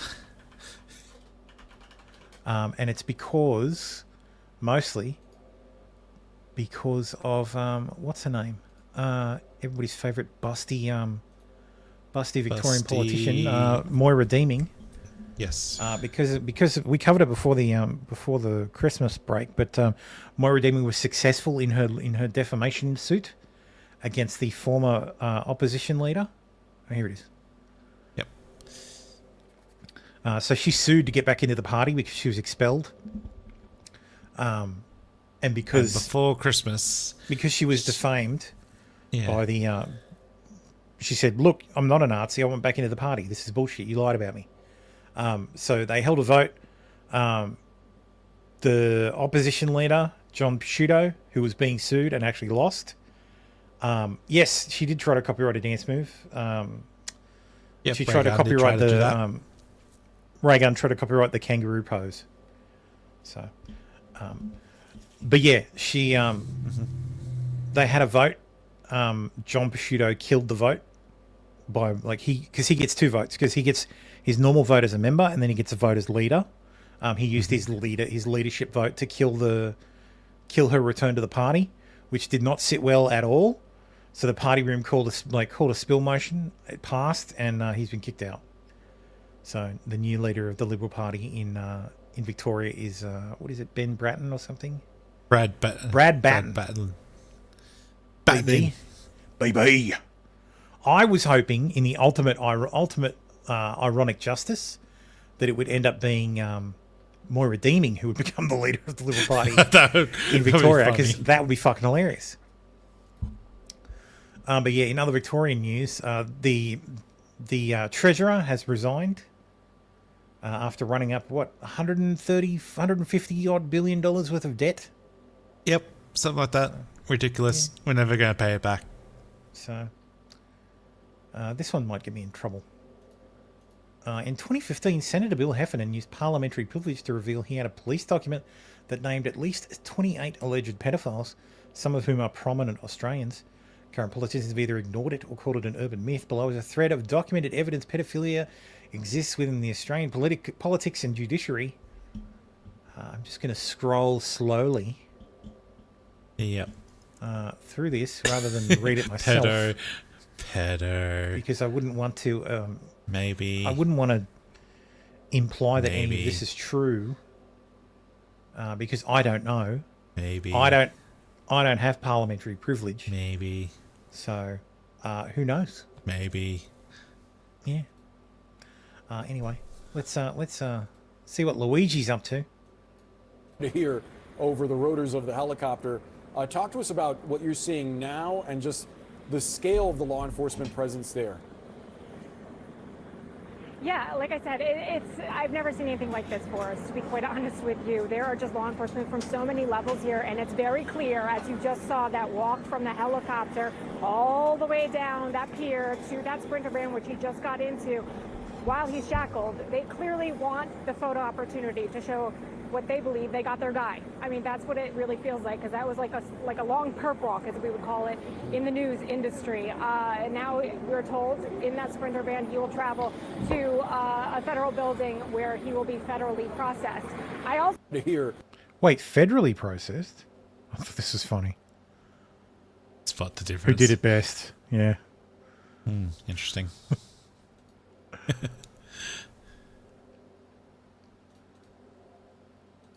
Vox did a retarded article. I wrote about the glaring contrast between conservatives assailing leftists for celebrating Luigi Mangione while they turned Daniel Penny into a folk hero. This was the best reply. Mohammed Atta and Chelsea Sully Sullenberger both crashed planes in New York. Why is one reviled and the other hailed a hero? Vox investigates. Mohammed Atta is, of course, one of the 9/11 hijackers, the lead 9/11 hijacker. Yeah. He was Luigi was put on trial this week. Like he had a hearing. Strangely, he dressed in the same outfit as his lawyer, which was weird. Just looking for a picture of the outfit. Okay. Here's what he was wearing. And his lawyer was basically wearing the same thing. Here he is yucking it up. Having a gay old time.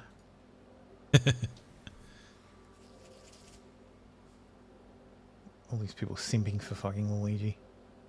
Yep. And of course, cat's named Luigi.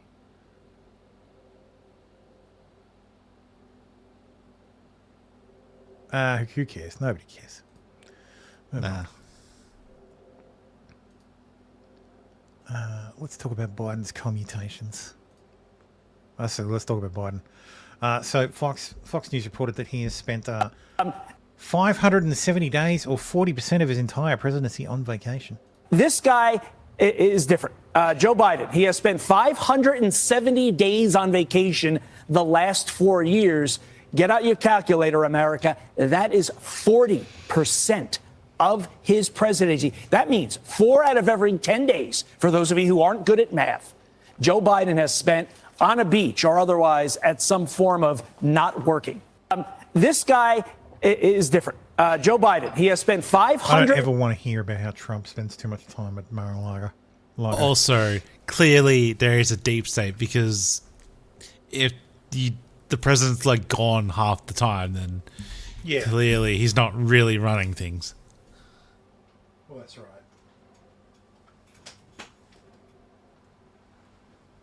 And generally the deep state is just the bureaucrats. Well, yeah, the deep state is not the term I would use. It's the permanent state. It's the people who stay. The bureaucracy. Yeah. Which I hope Trump guts like a fucking fish. Oh, yeah. Pull the spine out. Anyway. President Biden has commuted the death sentence of 37 out of the 40 federal men on federal death row. These men will now serve life in prison without the possibility of parole. The only men who weren't spared are Dylan Roof, Robert Bowers, and Zokhar Sarnev, all of whom were convicted of committing mass murder. I would have more respect for this if he had the balls to just do all 40 and say, look, I don't agree with the death penalty. I think the death penalty is wrong. I'm taking a moral position. But the fact that he went, all right, everybody except these three high profile ones, I'm not going to do these ones. Because if I do these ones, well, people will be mad at me. Like, are you fucking kidding? People are going to be mad at you for doing it. He committed the sentence of Carboni Savage, guilty of 12 murders. Philadelphia drug kingpin Carboni Savage has been awaiting federal execution since 2014, when he was convicted of murdering 12 people, which includes a family of 6 in a brutal firebombing. Like, okay. Yeah. This man planned the killing of a 12-year-old girl and her mother. He almost decapitated the girl and shot her in the head 4 times. He dumped the body in the woods. Apparently that's not brutal enough to warrant the death penalty. Damn. Like, I think there's some more in this article. Merry Christmas. The killer of your family gets to fucking live now. Right. Yep. Make no mistake, I condemn these murders, grieve for the victims of their despicable acts, and ache for all the families who suffered unimaginable and irreparable loss, Biden said in a statement. But guided by my conscience and experience as a public defender, chairman of the Senate Judiciary Committee, vice president, and now president, I'm more convinced than ever that we must stop the use of the death penalty at a federal level. In good conscience, I cannot stand back and let a new administration resume executions that I halted. What's missing is the part where he says, except for these 3 people. He can kill those 3. Yeah, it's fine with those 3. So Robert Bowers is the, what's it called? The Life Church, the Philadelphia church, synagogue shooter. Mm-hmm. Dylan Roof is the Charleston church shooter. And of course, Sarnev is the Boston one of the Boston bombers, who, realistically speaking, he's the younger brother, and really only got life because, well, only got the death penalty because his brother was killed. If his brother survived, he probably would have gotten life in prison. So, among those getting some holiday cheer is Thomas Sanders, who in 2010 kidnapped and then shot a 12-year-old Lexus 4 times and cut her throat. There's the girl. There's the little girl who was murdered. Christmas also came early for Anthony Battle, who murdered an Atlanta prison guard with a hammer in 1994 while serving a life sentence for raping and murdering his wife, a U.S. Marine, in 1987 at Camp Lejeune, North Carolina. Jorge Avila Torres, another clemency recipient, sexually assaulted and stabbed to death two girls, Laura Hobbs and Crystal Tobias, 9, who had been riding their bicycle in their neighborhood in a suburb of North Chicago in 2005. 4 years later, he strangled a naval officer, Amanda Snell, inside her barracks in Arlington, Virginia. So Biden's got a soft spot for kid killers, apparently. Yeah, apparently. Meanwhile, Yuri Mikhaili was convicted of murdering 5 Russian and Georgian immigrants after kidnapping them for ransom, in which some cases was paid before he killed them anyway. Then, of course, Carboni Savage, the guy who firebombed people. Yeah. So he also commuted the sentence nearly 1,500 people. That was before we broke for Christmas. So yeah, look, I understand. Like I said, I would understand if he did all of them. Like, I would understand if he did all of them. Yeah. But to do some of these people deserve to fucking die. To pick and But I can choose understand you commuting their sentences to life in prison if you disagree with the death penalty on principle. But if you disagree with the death penalty on principle, you can't pick and choose. That's why they're called principles. Like, you can't go, I completely and unequivocally disagree with the death penalty, except I equivocate on these particular 3 people because I it'll might look get in bad. trouble. Because it'll look bad. That's why. Because one's a white supremacist, like 2 are white supremacists, one killed a whole bunch of black people, one killed a whole bunch of Jews, and the other's a fucking terrorist. Yeah. So that's what? Like, just ridiculous. And I'll be so fucking glad to see the back of him. Like, I really will. Oh, yeah, it can't come sooner enough. Like, really, it's just horrendous how fucking terrible he has been. Oh, return to normalcy. Like, one of the worst. Yeah, maybe if presidents. he'd fucking, maybe if he'd run in 2016, it'd be a return to normalcy, but it wouldn't have been. It would have just been fucking more of bloody Obama. Oh, yeah. Which would have made things even worse just before a pandemic. Fucking Christ. Just, I can't even. Yeah. January 20th can't come fast enough. And I guarantee you there'll be fucking surprises on that day too. Oh, boy, yeah. Ghana's Supreme Court dismisses challenge to anti-LGBT bill. So gay sex is punishable by up to... So what was this one? Lawmakers passed a bill imposing 3 years in prison for people identifying as LGBT and 5 years for forming or funding LGBT groups. Ooh. Based. Very nice. El Salvador says it will keep buying Bitcoin despite IMF warning. El Salvador said on Thursday it would keep buying Bitcoin possibly at an accelerated pace after the government released a financial agreement with the International Monetary Fund that had said it should limit its exposure to cryptocurrency. Stacey Herbert, El Salvador's National Bitcoin Office Director, wrote on X that Bitcoin remained legal tender in the Central American country and that the government would keep adding to its strategic reserves. You'd be crazy not to. Fucking Trump has literally said that day one he's going to direct the fucking Secretary of the Treasury to build a fucking cryptocurrency reserve of $1 trillion. Oh, god damn. Yeah. What do you think that's going to do to the fucking price of Bitcoin? Not financial advice. Not financial advice. But Jesus Christ. Crypto ain't going away. Trump was elected and it went fucking cocoa bananas. Mm-hmm. Because finally people knew there was an administration that wasn't going to be anti-fucking crypto. As part of struck a $1.4 billion deal with the IMF, as part of which the government of President Nayib Bukele agreed that it would scale back its Bitcoin policies. The deal specified that tax payments will only be made in other official tender, the US dollar. IMF spokeswoman Julie Kozak said on Thursday that planned legal reforms in El Salvador would make acceptance of Bitcoin by the private sector voluntary. Why? Like, why is the International Monetary Fund so fucking terrified of a government saying you have to accept Bitcoin as legal tender, and the government providing a function to make that possible? Oh, because I think they're better than the national sovereign governments.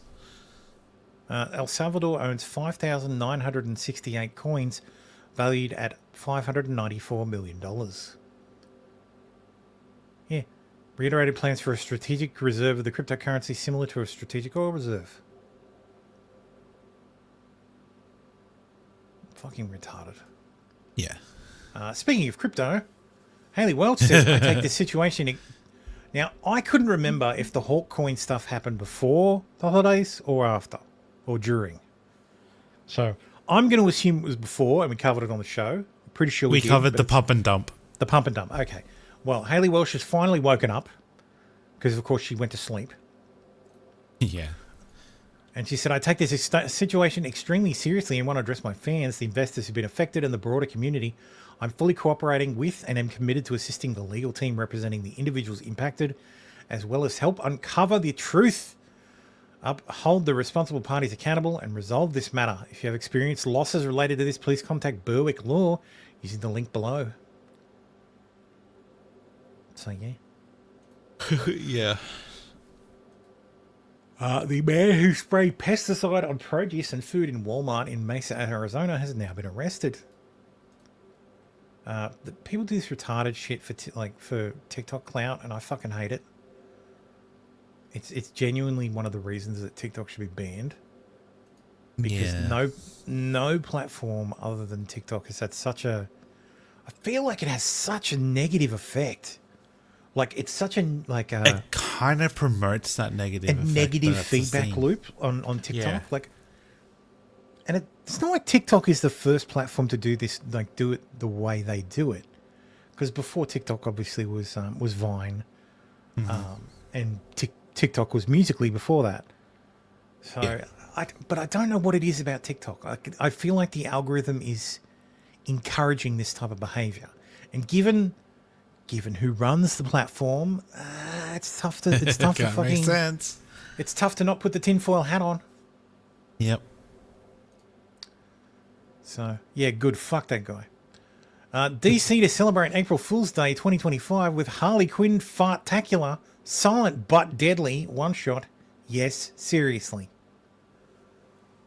So yes, What? it's a comic that it's a one shot comic about Harley Quinn farting a lot.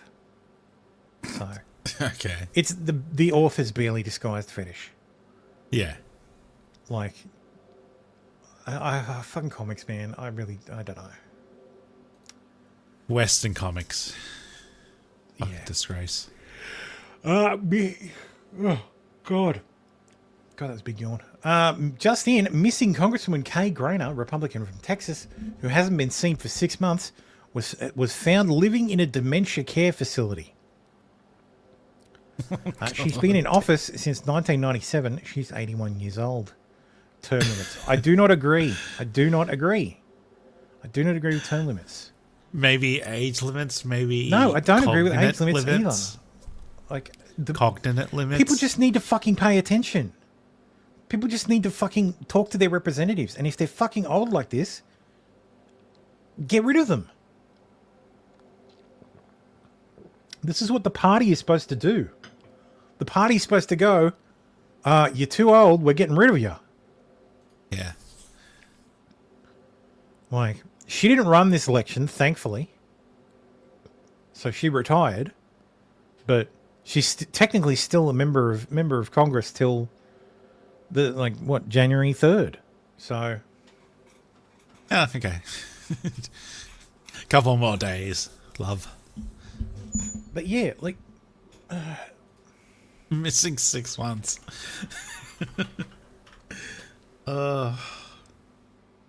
Like Chuck Grassley. How old is Chuck Grassley?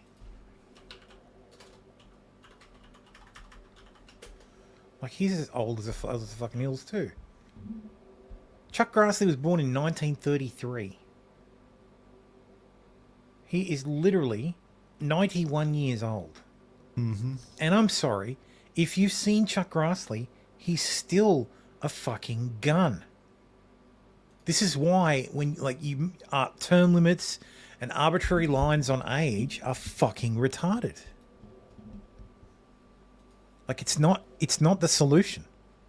Yeah, competency limits. Maybe everybody has to take a test. Yes, we'll call it the PATS. Everybody has to take a PAT. It's the politics aptitude test. Or the CAT, the Congress aptitude test. If you want to run for Congress, you've got to take the congressional aptitude test and pass it. And then if you've passed your CATs in the past 2 years, you can run for office. 2 US Navy pilots. Licensing. No, not licensing, but you've passed the test. I don't know. I feel there's a way to abuse that to keep people out. Yeah, probably. 2 US Navy pilots shot down over the Red Sea in apparent friendly fire incident, US military says. It's not an apparent friendly fire incident. It is a friendly fire incident. Yeah. So the USS Gettysburg, which is, I think it's an Aegis destroyer, mistakenly took down an F-18 that was returning after an airstrike. So I didn't like the looks of you. That's very funny. But yeah, the pilots ejected safely. But yeah, they shut down their own F-18. Yes, sir. Do the Houthis have F-18s? No, sir. The Houthis have an F-5, but it's unclear if it's combat ready. So then what did they think it was? Not sure. Could have been a drone. Okay, did their drones look like F-18s? No, sir. Yeah, that's kind of like the conversation. Yeah, yeah, that's fucking retarded. While we're on the topic of drones, NYPD finds huge drone in Brooklyn belonging to research and product development company Amogy, whatever. What's that note? CEO confirmed the drone was property of his company and had said it had been placed on the sidewalk after a company party about a month ago. What? What? What? What? Well, they put it out for cleanup. Okay. Andy Kim says, after going out with police to observe reports of possible drones, I was with the help of civilian pilots and others able to do a deeper analysis and conclude that most of the possible drone sightings that were pointed out to me were almost certainly planes. Let me explain. While not receiving any feedback info from federal officials, I reached out to civilian aviators and others for analysis. I used public flight tracking tools to recreate the conditions of my time out. For instance, I was at Round Valley Reservoir at 9:20 and shot this video. Oh, look at the drones! Oh my god! They're coming! They're coming right for us! They're coming right for us! Oh my god! Bam, bam, bam, bam, bam. Start shooting at the sky. Aliens are here! Dude, wipe your fucking camera lens. The problem is, mobile phone cameras are fantastic in the daytime. At nighttime, the ISO spikes to 9,000 and you can't see shit.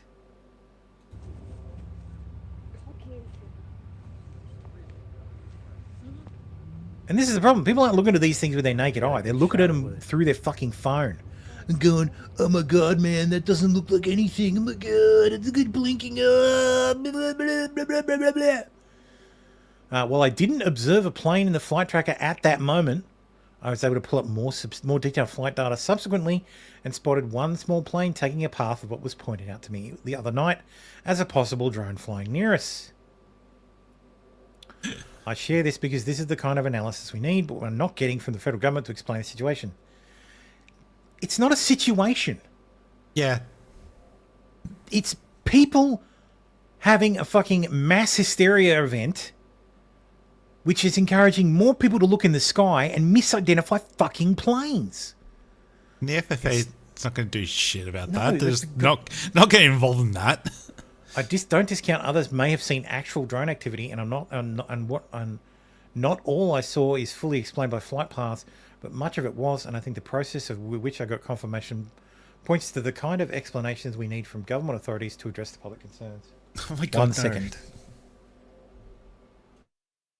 Oh dear, chat. Let's have a look. Press releases from the federal agencies that don't share analysis of evidence and instead just reiterate statements aren't helpful in this moment. We have a lot to distrust in politics/government right now, and we need federal government to respect the rights for the public to be informed. Wait. You want the government to tell you that it's fine, but you don't trust the government. How is that going to work? That's why they're not talking, because they know the public doesn't trust them. Well, I'm half expecting someone to look at this one and go, see, it was actually a UFO, so they went back and added this flight. God. See, it doesn't matter. Government can explain it away. You can't win.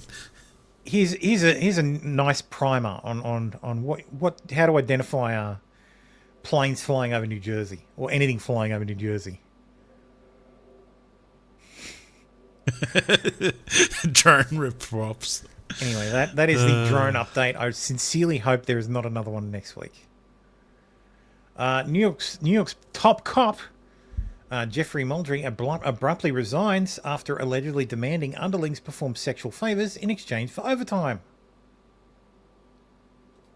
Okay. So that's lovely. Yep.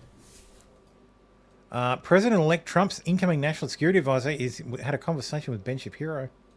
So, those that are still alive will have been held longer than the Iranians held our hostages in 1979 with the Carter to Reagan transition. That's totally unacceptable. And I think writ large, there has never been enough consequences. And that's what we need to be talking about with these people. You take an American, you illegally detain them. If you're a nation state or if you're a terrorist, you hold them hostage. There is going to be all hell to pay.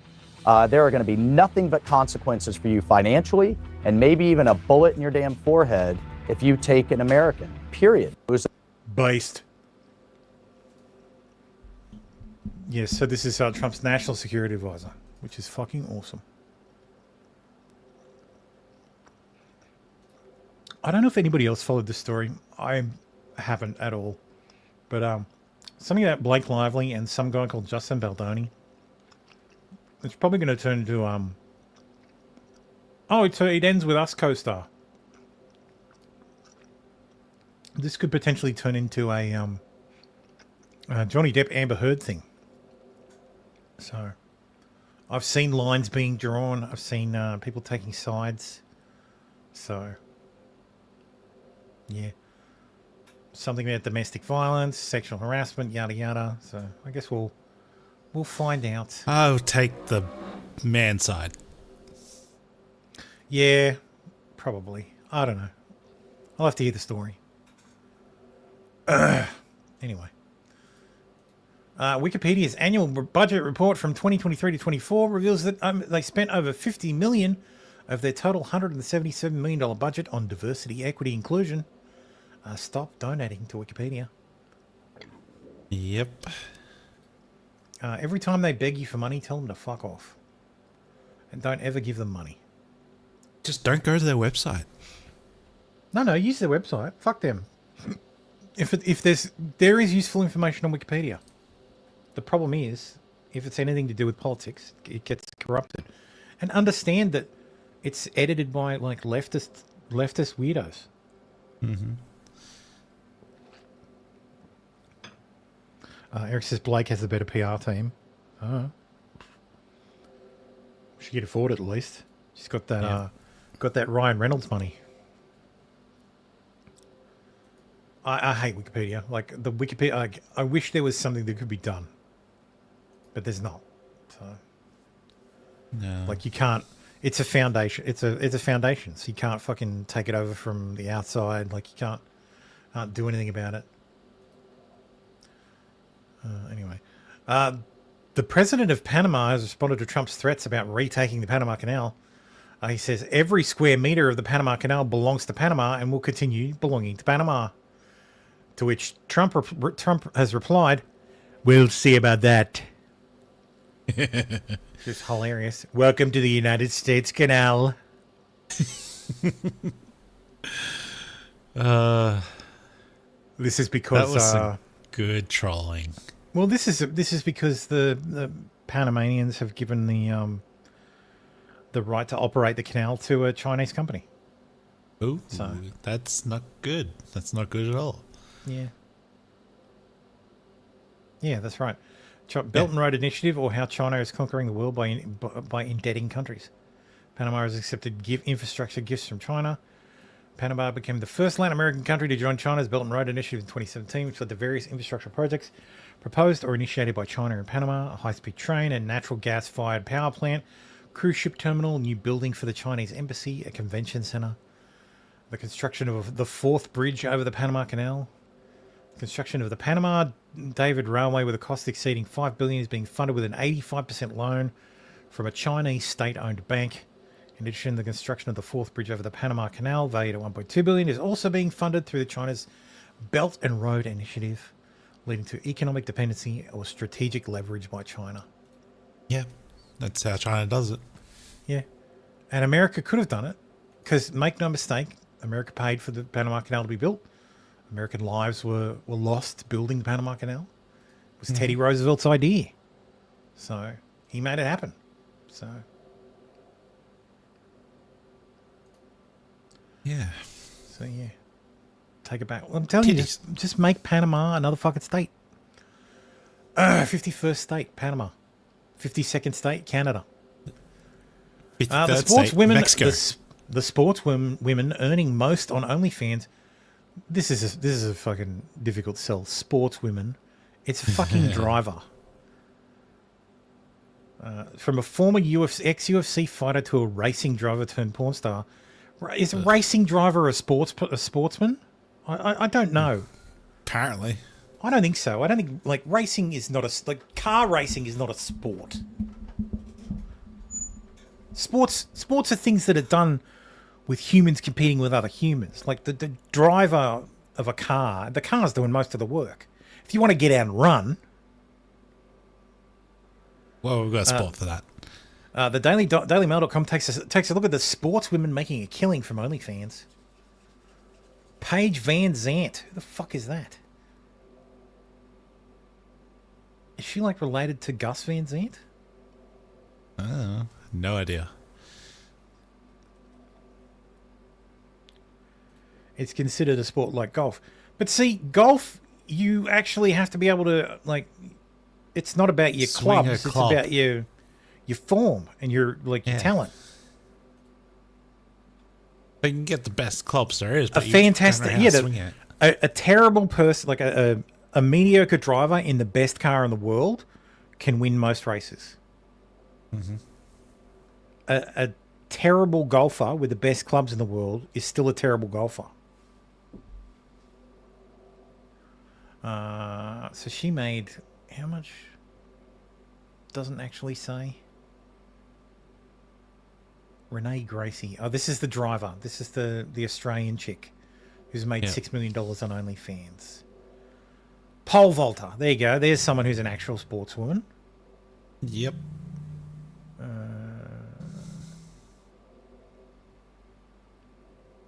I guarantee you the actual sportswomen don't actually get their tits out.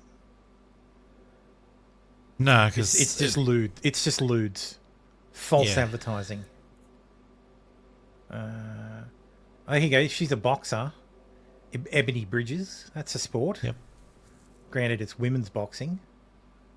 Yep. Okay. This is the flash that her bra during the interview. Pearl Gonzalez. It may not look like they're doing much, but it can be exhausting for the longer races, especially GT and F1. Now, drag racing, nah, you can be fat and out of shape for that. Well, no, you got to be skinny for that because it's like the power to weight ratio changes otherwise.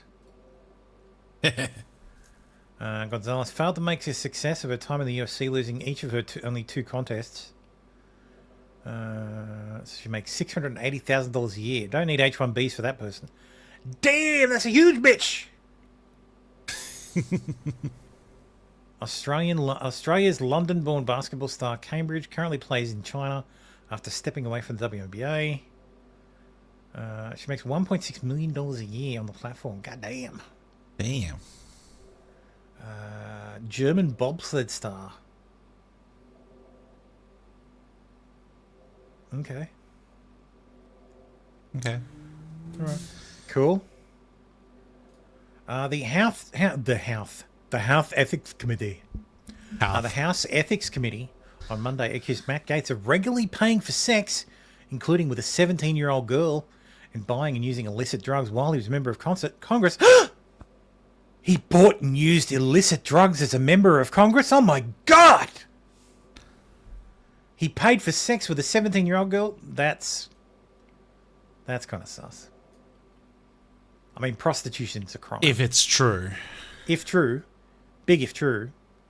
These are all accusations at the moment. Also, it's leaked. It's fucking... Oh, here we go. Let's see what the note says.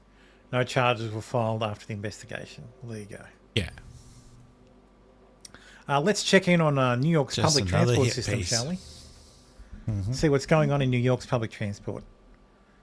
A victim who was stabbed in the throat by a maniac at Grand Central Terminal says no one came to her aid. Well, what do you expect, bitch? Fucking drag Daniel Penny's name through the goddamn mud. Yeah. I guess if you were attacked by a healthcare CEO, then you'd get some fucking help. Imani Chiara Pizarro, 26, had just gotten off the 4 train around 10 p.m. and was headed to an administrative night job at the Roosevelt Hotel, which has been converted into a migrant shelter when she was attacked. Yeah, okay. She was FaceTiming with her neighbor when she spotted blood splattered on the floor near the turnstiles. Seconds later, Pizarro blacked out when the assailant sucker punched her in the back of the head as hard as he could, forcing her to the ground. The suspect was identified by police as 28-year-old Brooklyn native Jason Sargent. Began repeatedly yelling at her, "What's your problem?" Then lunged at her with a small knife, cutting her throat. He then kicked Pizarro's phone away. Lovely. What a piece of shit. Yep. Jason Sargent sounds like a white name, so he might actually be brought to justice. Maybe. Gates is a bad man by a confidential source not approved to speak to the press. Yeah, exactly. Cobusney says, if it were true, he would be in prison already. Yeah, exactly. It's not like he's It's not like the man's popular, even in Congress. Like, he wasn't popular in Congress. Yeah. So, you think the Democrat DOJ was like, no, let it slide. It's fine. If anything, they didn't arrest him because they'd have to arrest half of fucking Congress. Yeah, that's being thinking. That's being generous, but it's only half. Homeless man injured after catching fire inside New York City's Penn Station. Cops probing cause of blaze. He just burst into flames after he reportedly caught fire inside Manhattan's Penn Station. A lot of that going around. Yeah. This appears to be the incident where the person was set on fire Friday in Coney Island, Brooklyn. Also looks like the suspect the NYPD is looking for was sitting on the bench as he watched his victim burn. Sorry to his family. This is a person right here. Oh, shit. Oh, shit, bro. Yo. Fuck! Oh no! Yeah. Oh my God. What the fuck?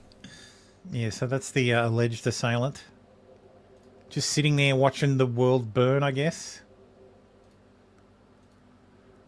Sleeping subway rider burned alive on F train after crazed attacker loses it. Tosses lit match on her. Sleeping subway rider burned to death on an F train in Coney Island Sunday morning after a madman threw a lit match on her, causing her to burst into flames. NYPD officers responded to the reports of a fire just before 7:30 a.m. at the Coney Island Stewart Avenue subway station. Found the woman engulfed in fire while sitting on an idling F train. She was found with liquor bottles surrounding her, although it was not immediately clear if they played any part of the fire. You think? Oh my god. Spontaneous combustion. His charges were dropped. Lol. This assailant was fanning the flames. Oh god.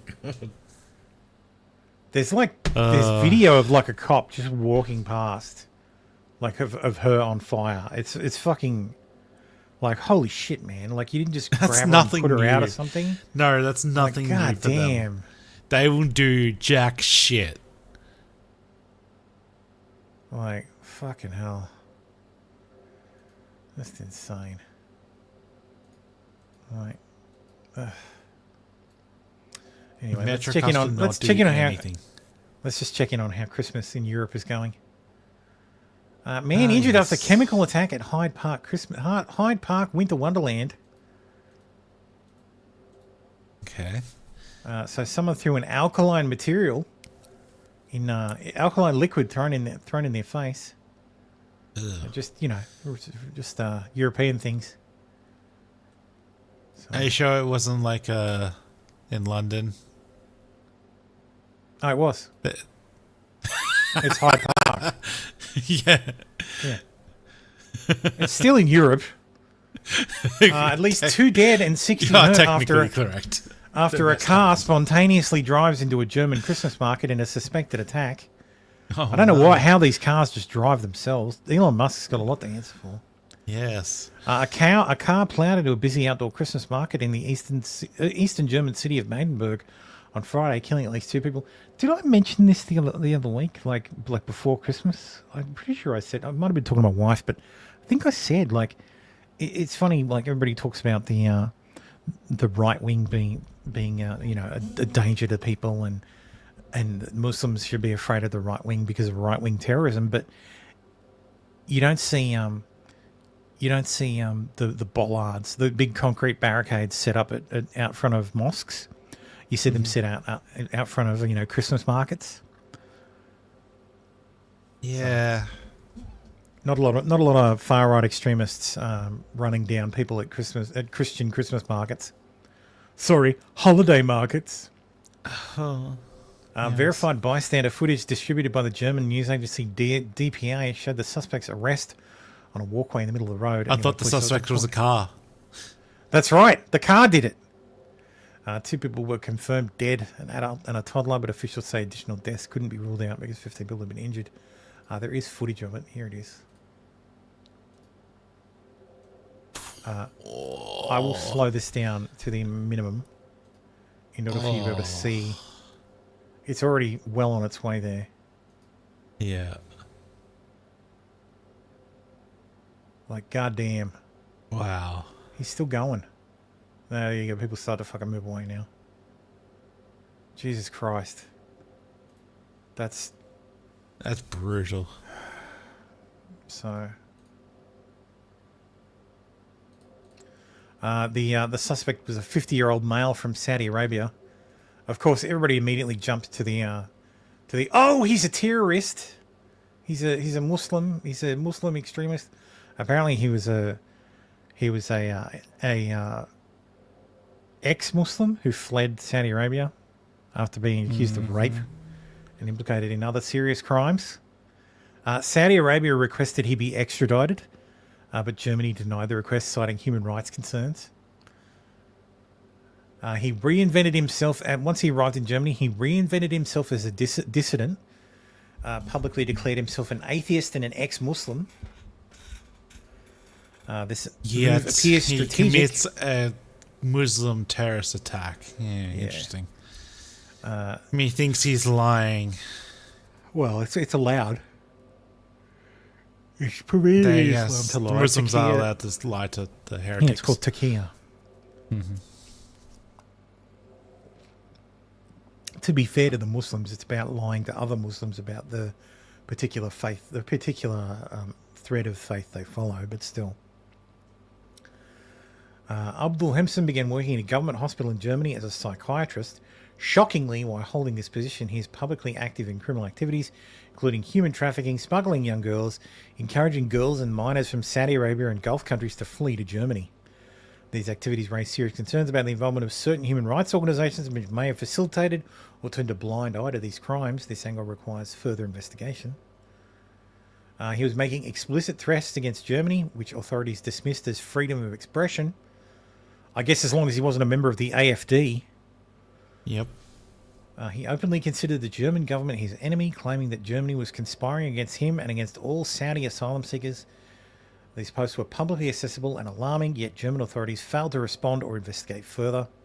These paranoid claims and repeated threats were clear indications of a dangerous mindset, yet they were ignored by authorities despite being warned by many ex-users who tagged the German police in case they were not doing their job. They were not doing their job. So here's some examples of his posts.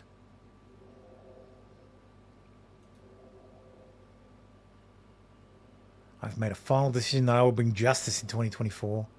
I will not wait any longer. Either justice or I die for it this year. Fuck off. Douchebag. Another reason why I consider the Germans as citizens responsible for the persecution that I'm facing in Germany is the story of a stolen USB stick from my mailbox. But this needs some philosophy to clarify my point. People usually contrast socialism with capitalism, but I think they should compare socialism with liberalism, or in this context, classical liberalism. Because when Europeans wanted to replace despotism, they created liberalism based on the question, does the government have the right to limit the rights of the citizen? Life, liberty, and property. And this reflects in the USA liberal laws. Does the government have the right to prevent the citizen from owning and carrying a gun? Kind of glad that guy's not allowed to have guns. This is the hilarious thing. Someone actually tried to a Saudi girl in 2023 tried to warn the German police via their official X account and through their official email. Yep. I've got more on that email though. But yeah, basically saying that he wants to kill random citizens. His name is this. This is his date of birth. I try to contact you on Twitter. I'm not in Germany. Please everything you would expect you have to do to prevent one of these things from happening. On December 20th, he carried out his terror attack in the Mardenburg Christmas market, which, as he previously and publicly promised, 60 to 80 injured with 15 critical. Germany's media coverage of this tragedy has been shallow and misleading. Most headlines simply refer to him as a Saudi citizen, completely ignoring his criminal past, threats and motives. No mention of him as a Saudi fugitive, dissident, anti-Islam, criminal, etc. It was perhaps a cover-up for the authorities' astonishing failure. They didn't even call him a terrorist. Context provided about his background, or no context provided about his background, or ignored warnings. Focus on his original nationality rather than his criminal history and explicit threats is a disservice to public understanding. Yada yada. Oh, look, he also featured. The BBC featured him because, of course, they would. People seeking asylum, especially from Saudi. So that's the thing. If you're a Muslim and you want a one-way ticket to easy goddamn easy citizenship somewhere else, you just rock up and say, "Oh, hey, I'm an ex-Muslim. I'm in fear for my life." Yeah, and it's accepted on the face of it because, well, Islam will kill you for leaving the faith. But apparently the girl who sent the email contacted the wrong place She sent her email to info@berlinpolice.net. I'm guessing unfortunately, berlinpolice.net is Berlin, New Jersey. Oh no. Yeah. So that email went to a totally different police department that should have done something about it. But I can't really blame them. So yeah.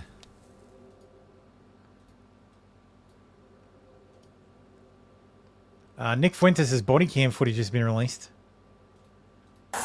Okay, so I'm getting a couple things about. Do we do it here, man? I don't want to go all the way to the back. She's gonna. Well, I'm telling you, let's do it here. Let's do it here.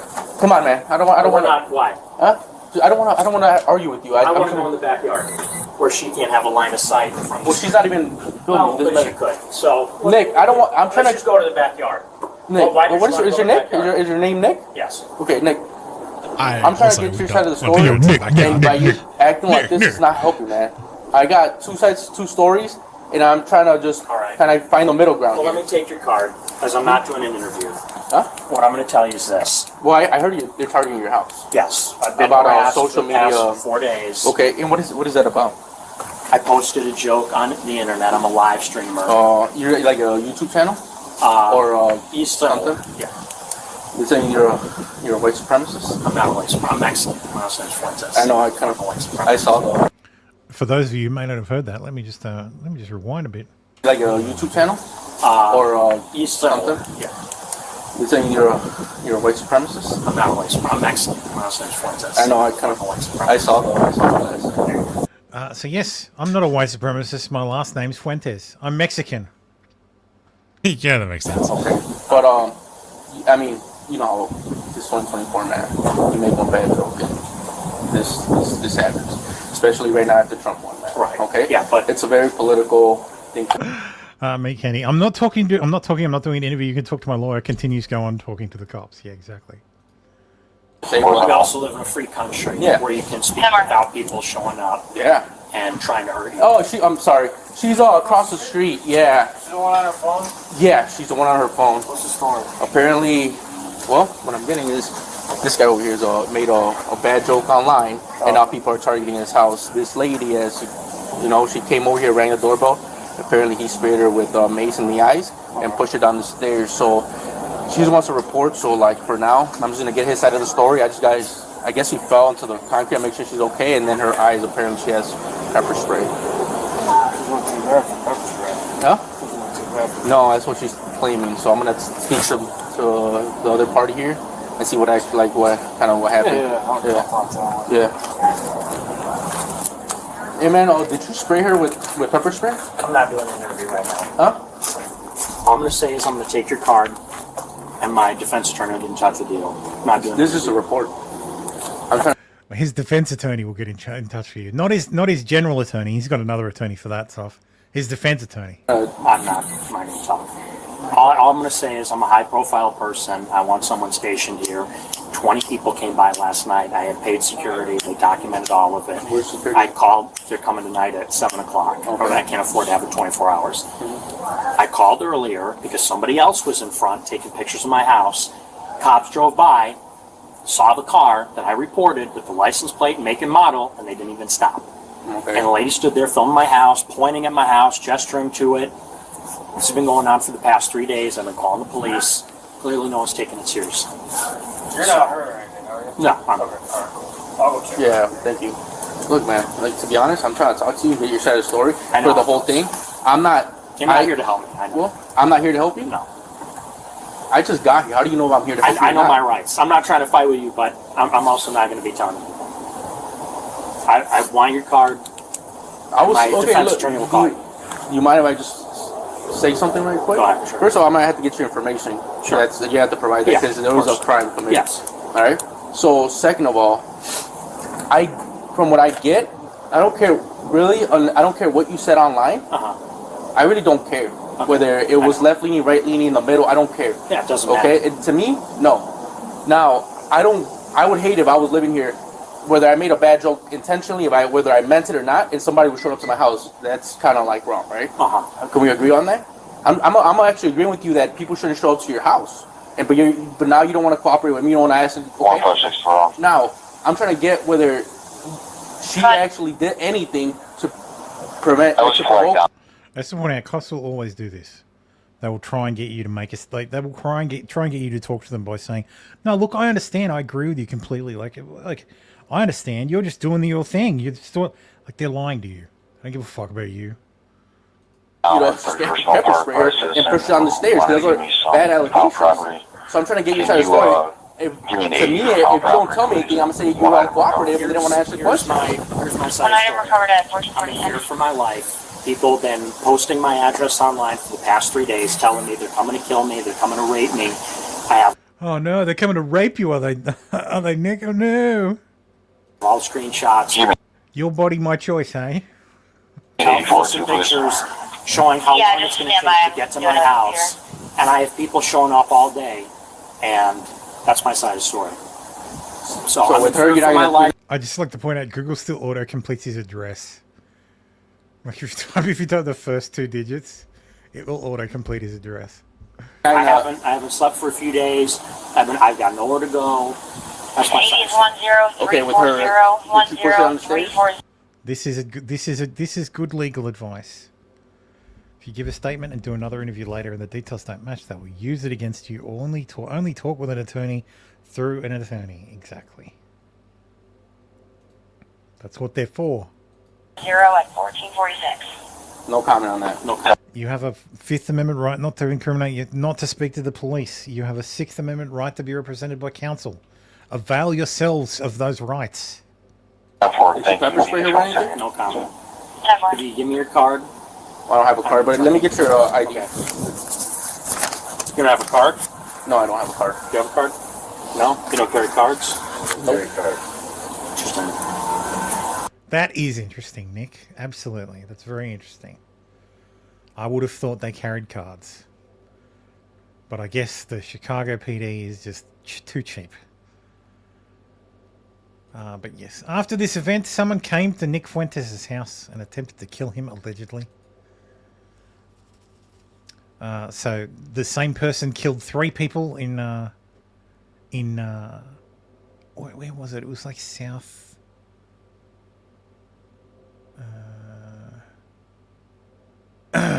Mammoth, Illinois. So it was like the south of Illinois, about 3 hours away.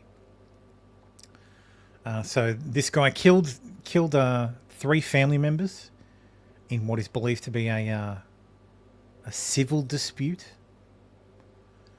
and then proceeded back to his home, which is actually 5 minutes away from where Nick Fuentes lives, and presumably, well, the gropers presume that they went to the guy decided that, oh hey, I will just go to this Nick Fuentes' house and I'll murder him. So, but yes, we don't have any idea. Mickey says, we don't know what that guy was doing. He may have been there to exterminate the rats in Nick's basement. He was just trying to help. Yes. I'll see if I can find the footage.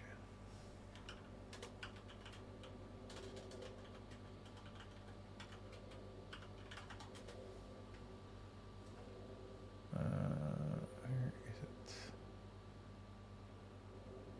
God damn, there it is.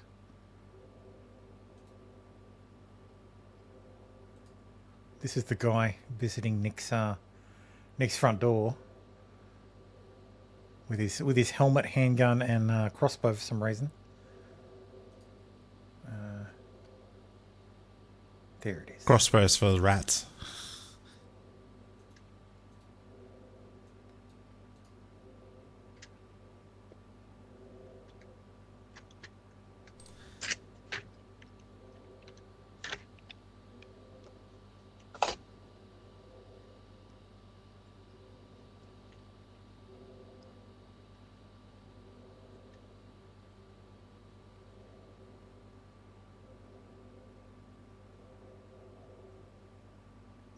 Ding dong.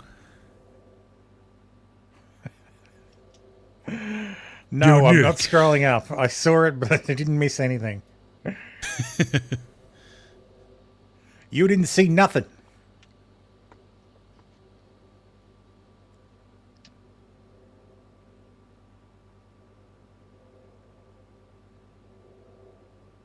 your neck.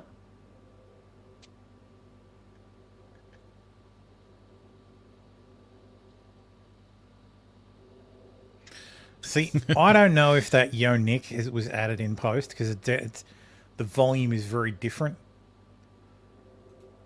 So I don't know, and it wouldn't be beyond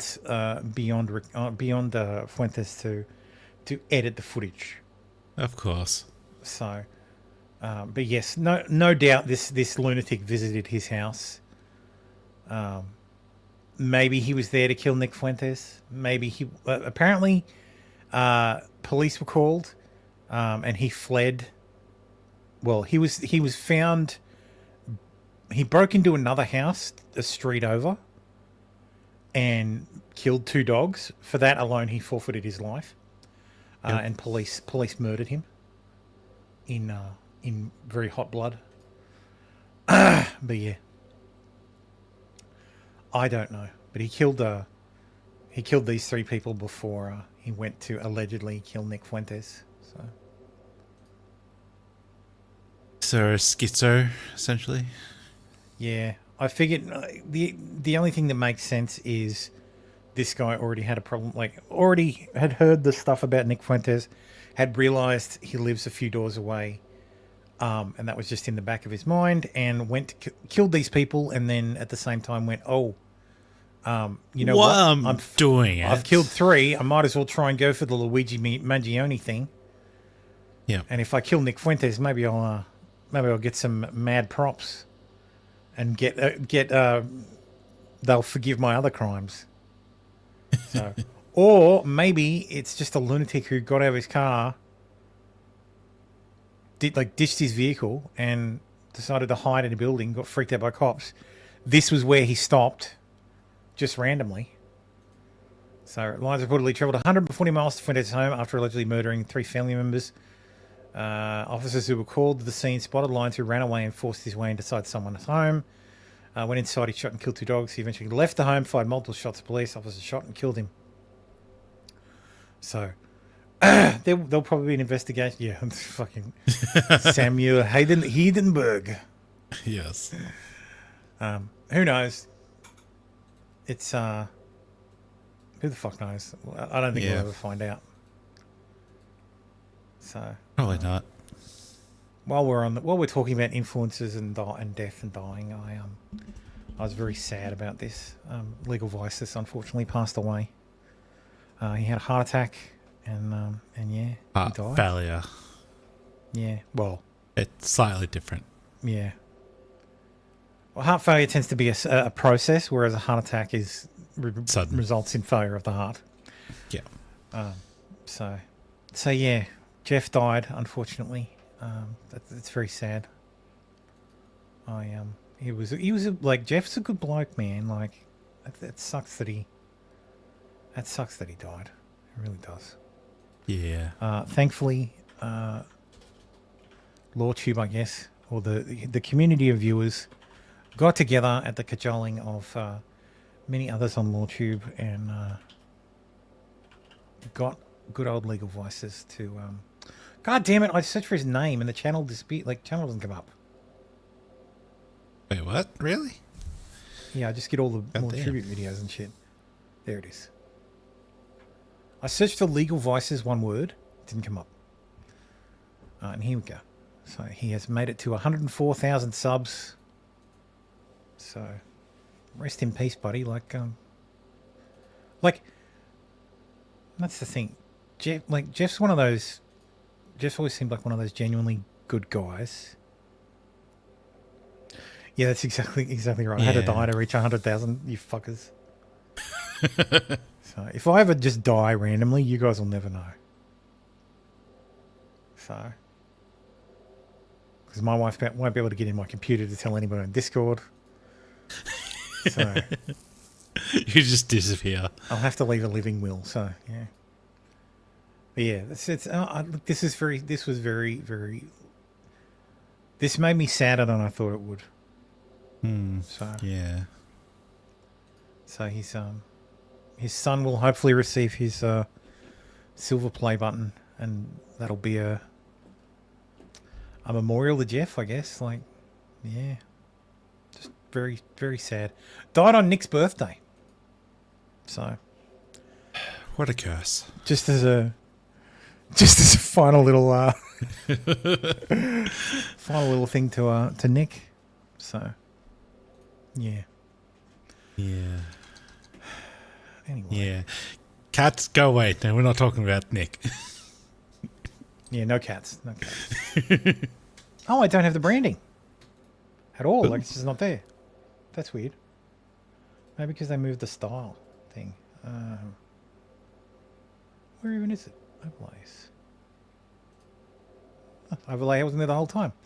Anyway, speaking of heart disease, American Heart Association was paid off by Procter & Gamble to say heart disease was caused by saturated fat and not seed oils.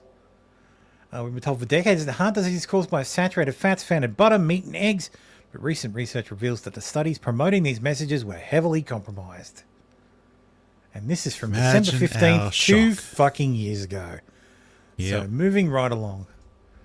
In Ukraine update, Russian Lieutenant General Igor Kirillov, who spread conspiracy theories about Ukrainian biolabs, was killed in a Moscow bomb blast. So yes, Ukrainian assassination teams assassinated a Ukrainian general in Russia. So they used a bomb to do it, and they were very, very precise. They just took out him. Must have been getting training from the Israelis. Nice.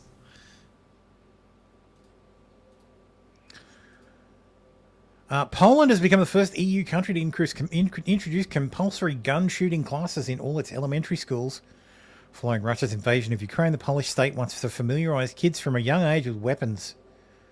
Patriotism is a key component of the classes. Good job, Russia. You've done good work. I suspect this is more a way to get the whole citizenry ready for combat. Yeah, because I assume Russia's going to invade. Of course. Again. Yeah.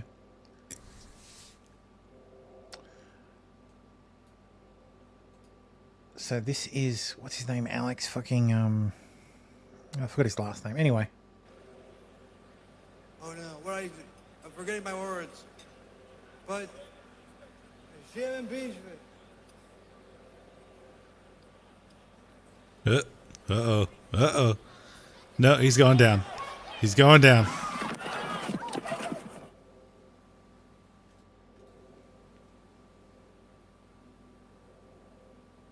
If I didn't know any better, I would have said that was a stroke. Because he lost the ability to form words, and then he lost his balance and fell over. Alex Bruzewitz is his name. Well, the evening is getting along, but I know you're all waiting for our one final speaker here tonight as well, and we've got a great person to introduce him here too. I just want to let you all know I just went backstage. I talked to our friend Alex Bruzewitz, and you know what he said to me? He goes, "Did I at least look cool?" I said, "Alex, you use gravity like I've seen nobody use gravity before in their lives."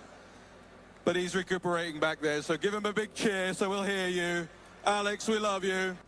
Maybe he should go to the hospital, not recuperate backstage. Yeah. Yeah, he wasn't drunk. That's not drunk. A seizure. It could be a minor seizure. Yeah. It could be a infarct, like it can be an infarction in the brain, like a seizure. There's a whole bunch of things it could be. It could be exhaustion, for all I know. But I gave a speech on the importance of standing by the side of the man who revitalized the Republican Party and sacrificed so much. Like, he's not to drunk. save our country. It's not drunk. Oh, no. He's clearly cogent, and it comes on all of a sudden. Like, you can tell he's forgot his words. He's starting to slur his speech. That happens. Like, that happens when you have a seizure. So, like, it's either a seizure or a stroke. And he said, I think they said afterwards it wasn't a stroke. So, but he says he's gonna, like, they say he's gonna be fine. So, yeah, Yeah, I'm not a fan of him personally, but I'm glad he's better. Yeah, that's why I don't think it's a stroke, because his face didn't droop. Like It all depends on which area of the brain suffered the stroke. Yeah. Because it's not because you can lose, like when you have a stroke, it depends, depending on where it is in the brain will determine what functions you lose. And it won't necessarily affect all of your muscles. If it's a fucking huge stroke, you'll just half your body will be useless. Mhm. But if it's a minor stroke, you can lose some functions. Like maybe you'll lose your right leg and hip, and you'll lose feeling in the side, but you'll lose function in the leg, and you'll go down like so. If your data's knees locked, this can happen as well. I fainted in situations where I had to stand for a long time and had my knees locked. Yeah, the problem is you won't suffer from aphasia with oxygen deprivation. You'll just go down. Like you'll feel lightheaded and you'll drop. That he lost his words. That's aphasia. Mm-hmm. So, anyway, Mayette is a place that I hadn't heard of, but it exists. It's apparently a French territory. They had a cyclone that did some fucking damage. I'll mute it. It's just helicopter noise. That's a lot of damage. Yes, that is a lot of damage. Phil would be proud. For those of us who do not know, Mayette is here. It is an island. It's a French republic. It's between Madagascar and Africa. So that's why nobody heard about it. And nobody knew where it was, because it's in the middle of fucking nowhere. On an island we don't give a shit about. about. On an island nobody gives a shit about. Damn, the first fucking link is not there. What the hell? I hate that. I click on a Twitter link and it's just gone. Oh, yeah, they delete it. It's not, they've deleted their own post or something. I'll see if it's in the archive. Please. That's please always someone fun. archived it. No results. Anyway, it doesn't matter. All right, it's time for what I'm going to start calling Middle East Minute, which will be longer than a minute.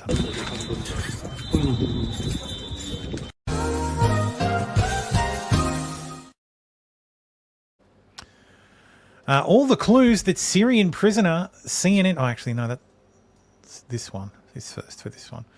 Prisoner CNN helped free from Syrian prison was actually notorious Assad regime torturer.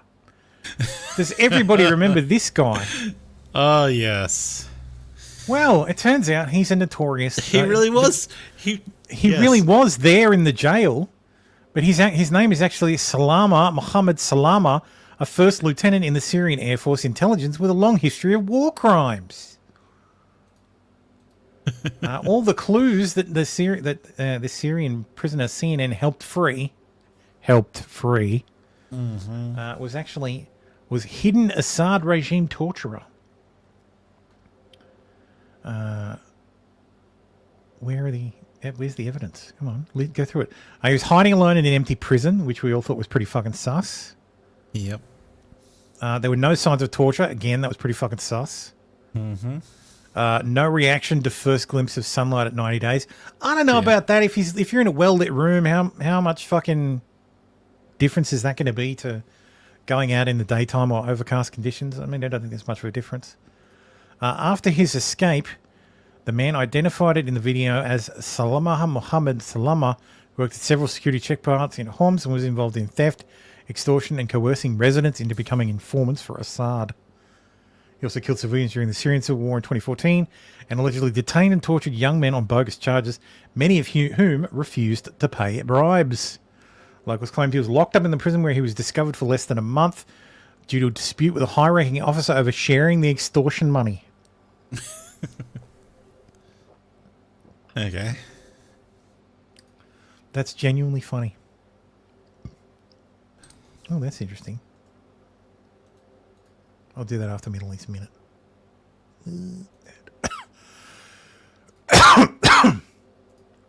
Anyway, Assad claims he was forced to flee Syria in first statement since rebels toppled his regime, and he's blaming his troops for the collapse.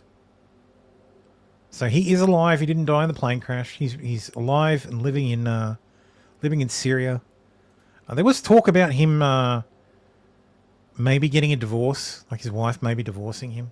So, but I don't know how much to believe on that. The U.S. Embassy in Syria said that the security situation continues to be volatile. No shit. Yeah. The IDF blew up a weapons depot near Tartus in northwest Syria.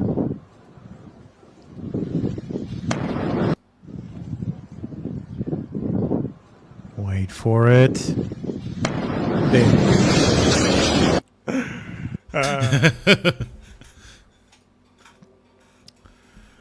Israel drops earthquake bomb!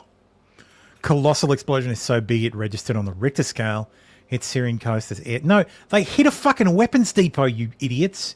It's not an earthquake bomb. It's what happens when you hit a fucking weapons depot. Yeah. All the weapons go up. Like you hit an ammo dump, boom. Ammo no longer. The ammo goes up. Ammo no more. Israel is also going to close its island embassy over Gaza tensions as Palestinian death toll is 45,000. So, and that's it for Middle East Minute. Shit's still fucked up. Ain't getting any better. Israel's still winning. Israel's still winning, yes. Hot off the presses, VW suffers major breach exposing location of 800,000 electric vehicles. Surprised they have 800,000 electric vehicles. Massive leak involving over 800,000 electric vehicles has left sensitive user information, including location data and personal contact details, unprotected on the internet. Discovered by a whistleblower and reported by Der Spiegel, the breach highlighted significant security shortcomings at VW software subsidiary Cariad, exposing vulnerabilities in modern vehicle data handling. The data breach, which remained unnoticed by VW for months, involved precise GPS data and personal information linked to owners of VW, Audi, Seat, and Skoda vehicles, stored on an unprotected Amazon cloud server. Ugh. This is me face palming. This data set allowed anyone with basic technical skills to access detailed location logs showing exactly where and when the cars were parked, personal information of owners such as cars names, email addresses and phone numbers, insights into users' routines, workplaces, leisure spots, and even sensitive visits such as government offices, hospitals, and private establishments. Now, it is terrible that this data has become public. Mm-hmm. What is worse is that VW has this data. Why does VW need to know this? Why does VW have to have and if it's linked to personal information of the owners. Why does VW have to have de-anonymized data showing exactly where and when the cars were parked and where they traveled to? Why? I do not understand this. No idea. The breach not only impacted individual users but also institutional entities. Politician Nadia Wippert, a member of the Green Party and a privacy advocate, discovered her movements were meticulously recorded and linked to identifiable personal details. A CDU member of the Bundestag expressed a similar concern. This is the Hamburg police with 35 EVs in their fleet were among the affected parties. Data from several countries, including Germany, Israel, and Ukraine, was accessible. In some cases, the GPS data was precise to within 10 centimeters. Oh, damn. Oh, 100%. Totally. 100%. They are selling that shit to insurance companies, yeah. And, Cobra Sneed, exactly, for the government. This may come back to the earlier discussion about the quality of IT support. Yes, I have put it in S3 bucket. I have just whitelisted everything because it is easier. Guess who's the chief software officer? All right. Tell me, is it a Pajit? Sanjay Lal.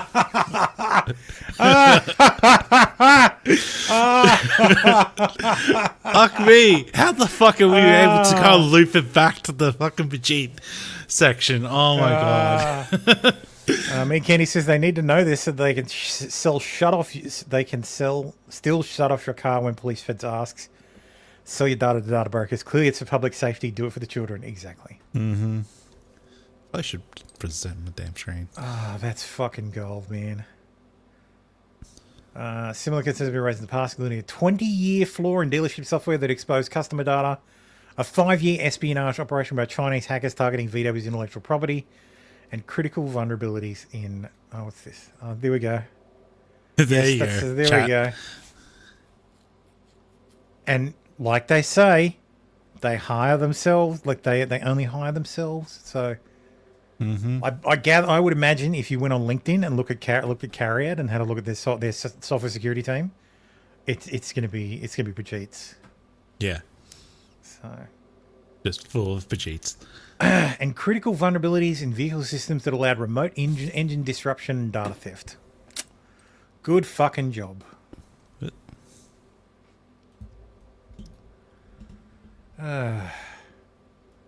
Oh, that was the other Polish story. I knew I had one. The Polish military are now firing live ammunition at invaders trying to reach Europe. Good.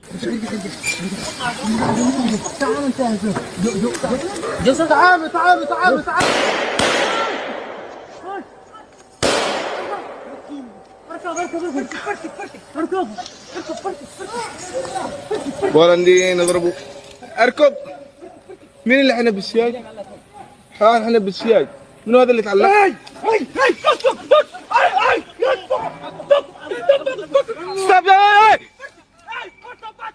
Oh shit, that guy fucking... راميهم جيبوا عقال جيبوا عصا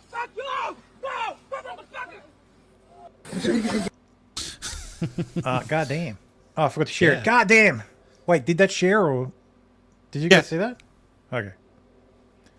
I had the little play button. I don't know why that appears sometimes on stream. I think because I have the ad blocker turned on. Yeah. There was a school shooting in Madison, Wisconsin, leaving 2 dead and 6 injured. Police clarify. Oh, actually, there's 3 dead because the shooter ate her handgun.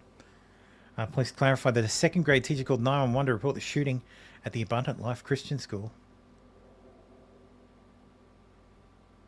So the police said 15-year-old Natalie Rupnow, goes by Samantha, opened fire inside the Abundant Life Christian School. Barnes said the shooting took place during study hall with multiple grades in the room. Who is this girl? Pagliacci, the hated, has done a fantastic job of doing actual fucking reporting. She says, I've made contact with the alleged boyfriend of the Wisconsin shooter. He has very graciously provided me with a full manifesto, which I verified by having him screen record himself opening it from a direct link the shooter sent him via WhatsApp. I told him I would do my best to dispel some of the misinformation and present things as truthful as I was given them. I will hold myself to that. Her boyfriend knew her as Samantha Rupnow. She went by different names, one of which was also feminine, but adopted the name Samantha, and this was the name her boyfriend says she had on her school identification card. She was a student at Abundant Life. She was born November 7th, 2009. She was born female and was not transgender. Her boyfriend was born male and is not transgender. Her manifesto was titled War Against Humanity.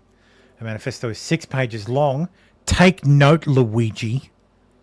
A 15-year-old can write a fucking 6-page manifesto and you can't even do 3 paragraphs.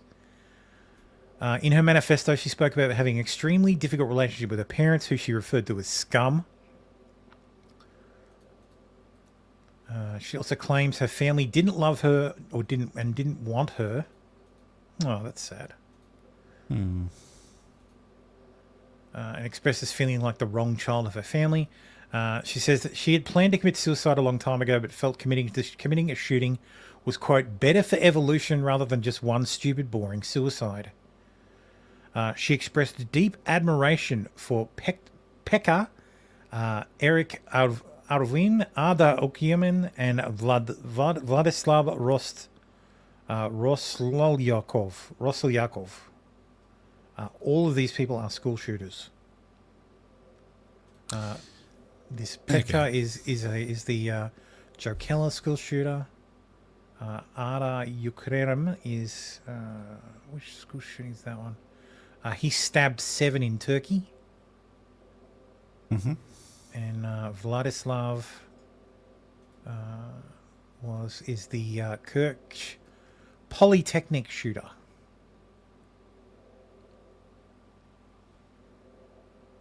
This is the manifesto of the 15-year-old girl who killed two in a mass shooting.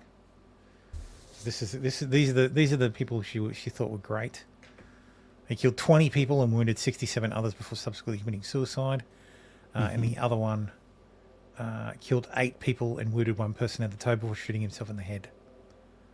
So these are fantastic guys. And one, of course, stabbed 7 people in Turkey. She offered particular praise for the Nazi guy who was a Turkish neo-Nazi who committed a mass attack in Irkshire earlier this year. Oh, that's my bad. It was Turkish neo-Nazi committed a mass attack in Eskişehir earlier this year and stated he was an inspiration to her. She calls him an ultimate saint. She expressed that she got the weapons to commit the attack through lies, manipulation, and my father's stupidity. More to come shortly. I'll make some screenshots of the manifesto in the interim. Her boyfriend says the photo that is making the rounds now is not how he remembers her and believes it to be somewhat edited to make her look worse. He provided me a photo of her in the same t-shirt and room. So here's the shooter. Alright, so the left one is what we saw. Right one is what the boyfriend provided. Yeah, I find they wash this stuff out too. Mm-hmm. Here I'll include screenshots of the manifesto. I'm very hesitant to post the whole thing, not because the content is graphic in any way, but I'm worried it will violate terms of service, and I'm not intending to do that. This is page 1 and page 2 in full. It is quite the screed. I have read it. I don't really want to go through it again. So I'll put it up on the screen so you guys can pause it and go back to it if you actually want to read it. She did post the whole thing. This is the 3rd page. This is her talking about the attackers, terror shooters, and the right from wrong.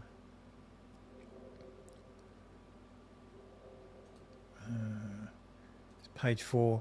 So this is my name is Samantha Rupnow. I was born November 7th, 2009, exactly 2 years after Picard's attack. Incredible, am I right? Nobody knows what I'm doing. Nobody knows I'm doing this. I got the weapons by lies, manipulation, and fast stupidity. Yada, yada, yada, yada, yada. Mm-hmm. A lot of the news articles got it wrong. So here's the final, page 5 and 6, where she talks about her childhood. She's been trapped.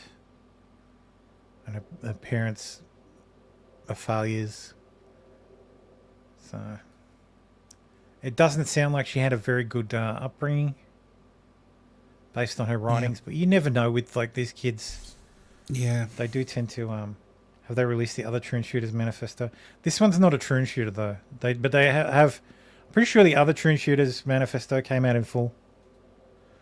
This one's just a regular. This one's a regular school shooter.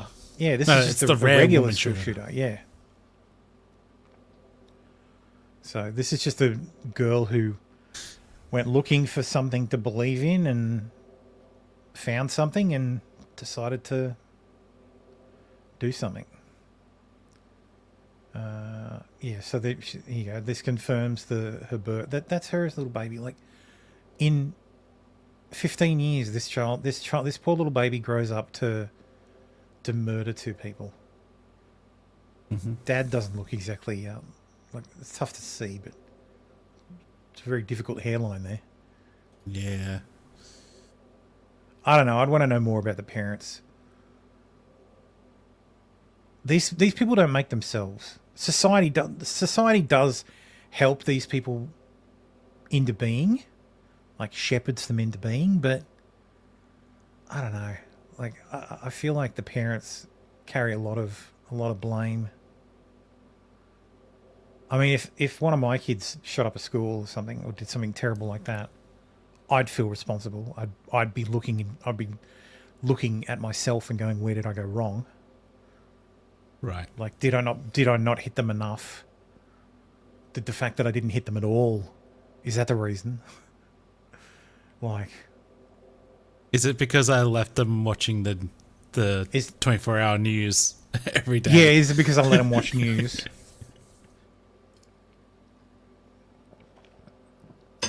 So this is the full page 4. I've looked into him since 2021, and I've realised how much potential bombs have. It's not just that though; it's his strategy, his own methods, and what led him to do it. The fact that he stuck to that. Some of his fangirls are like really strange, though, in my opinion, but they aren't all like fangirls. There are also others that I admire, so I'd like to say look up to or find interesting. Otherwise, most are interesting to me, unlike those retarded fag fucks who simp over them. Like, come on, just stop. Like Eric Harris and Dylan Klebold, they're the Columbine shooters. Patrick Wood Crucis, I don't know who that is. And Guglieri Tucci. Fuck is those? Who the fuck are those two? Patrick Wood Crucis. Who's that guy? Okay, so that's the Walmart shooter. That's the guy who shot up a Walmart 2 years ago. And Gutheri Tucci, whatever her fucking name is. I feel like that's the Susano massacre. What the fuck is that? It was a Brazilian school shooting and failed bombing. Okay. Dude, this girl knew them all. Stuff that I haven't fucking heard of. Damn. Girlfriend does mass shooting, reach out to journalist, clarify that she looked way better than that. My man.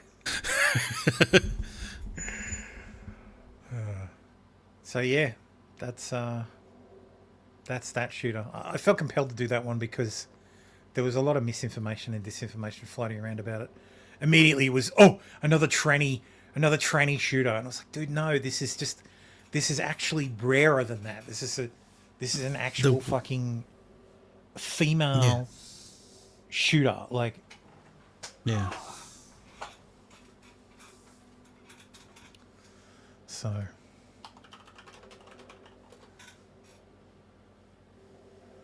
And finally, I've been very conservative with the amount of content this week because I know it's after Christmas and I didn't want to spend 6 hours or 12 hours going through 2 weeks worth of stuff. But Russia's having a bit of a bad time. So far this week, Russia has, or so far this fortnight, I guess, Russia has lost 3 tankers in the Kerch Strait. They lost a... Okay, yeah. Let me find it. It wasn't... There were 3 Russian tankers that were lost. Well, just go find them, Russia. Literally, the front fell off. Like, it's the Clark and Dawes thing of the front fell off. Oh my god, the front fell off. So, put in the state media. So, here you go. So, the vessel. So, a Russian oil tanker carrying thousands of tons of oil products split apart during a heavy storm, spilling into the Kerch Strait, while another tanker was also in distress after sustaining damage. The vessels were in the Kerch Strait between mainland Russia and Crimea, which Russia annexed, yada, yada, yada. Footage on state media showed waves crashing over the deck. The Russian-flagged vessel, built in 1969, was damaged and run aground. Unverified video posted on Telegram showed some blackened water on stormy seas and a half-submerged tanker. The second Russian-flagged ship, the 132-meter Volganev 239, was drifting after sustaining damage. But yeah, the front of the ship literally fell off, like in high seas. And the problem is these aren't these tankers. They're actually They're river tankers. Russia's had to resort to using these tankers to move oil down the down like the Volga River out to the Black Sea to supply stuff because they can't get I guess pipes are offline because they can't ship it to Europe, so they have to put it on tankers and take it out to so it's just turned into a whole fucking thing. They also lost a supply ship in the Mediterranean. Where is it? Here you go. Sinking of Russian ship linked to Syria was terrorist act. Kremlin-backed company offers no clue as to who was behind the attack or why sanctioned cargo vessel was attacked. Apparently, there was an explosion in the engine room, and it started listing to port. Yep. Yes, listing to port. Sorry, I just had to look at the ship and go, okay, so that's the keel, which means it's on the left, which means it was listing to Left port. is port. Yes. Yeah, so it was listing to port, and eventually it went down. I think they lost like 4 or 5 crewmen, mostly killed in the blast. Nobody knows what did it. Obviously, this guy thinks that it was a terrorismo. I'd say bad fuel mixture. Maybe it was an look. The problem Russia is having more and more and more is that they're having a lot of trouble, like repairing and supplying the equipment needed to continue to function. So they're gonna start having trouble with trains very soon. They're running out of bogies, and I don't mean Casablanca bogies. I mean the wheel sets that go on trains. Mm-hmm. Those are manufactured in the West to very explicit tolerances, because they're not like shit like that's not easy to make. So not anymore, like not the way it's made nowadays. So yeah, their train network's going to start falling apart. Which is going to be a real they're problem. They're losing oil tankers.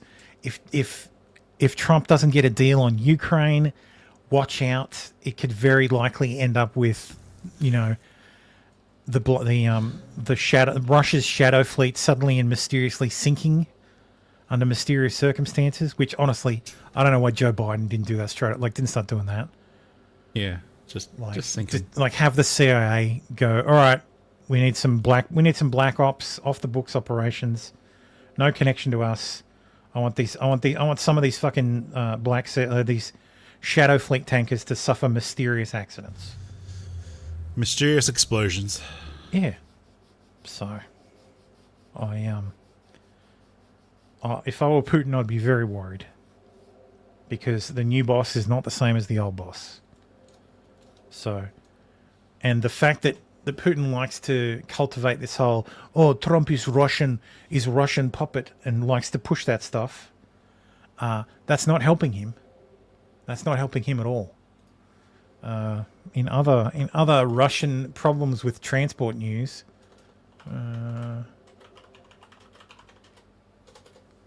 Russia has unfortunately accidentally shot down a Azerbaijan Airlines flight. Again. Yeah, again. This is not the first time they've done this. Yeah. So the Russian air defense is apparently has taken responsibility for shooting the plane down. Putin has said sorry. Let me rephrase. Putin has said sorry, but hasn't admitted responsibility. Of course. So chalk up another victory to the wonderful S-400 system. So it didn't kill everybody on board. So. Oh, that's a small mercy. But yeah, so it didn't end fantastically. So. And that's it. That's all I have for this week. That's the news. That's news. So I'm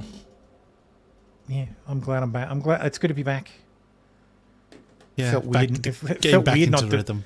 It felt weird not doing anything on a Sunday.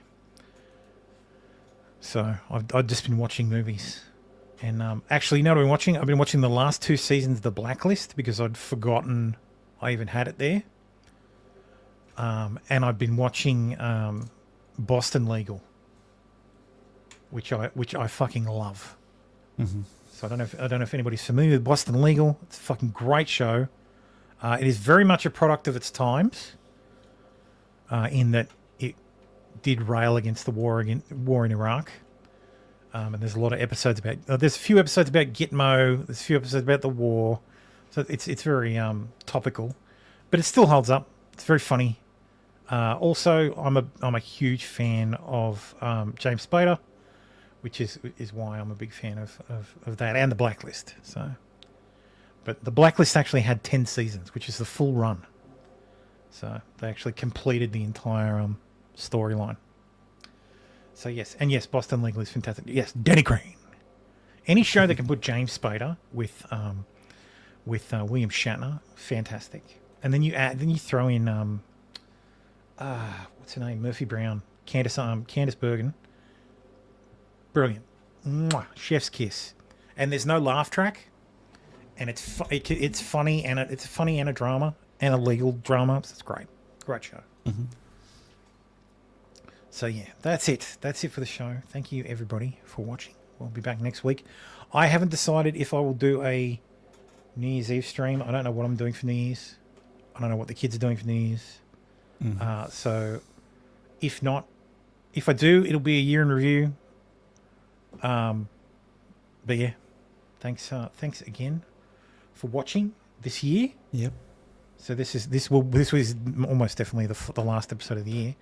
But yes, thank you all for watching this year. It's been fun. It's been fun to actually make some money from this. Speaking of money. So yeah. Speaking of money, if you want to support the show, head on over to supportofthepriestroom.com. Send us a super chat. Sign up for some memberships. Yeah. Like and subscribe. Yeah, like and subscribe as always if you aren't already. I'm pretty sure you guys are all 6 of you are subscribers. But yes, hopefully next year will be even better. Yep. We'll have a lot to look Next forward week, to. There'll be a lot of next news. year. And yeah, I'll see you guys next week for 2025 and episode 121.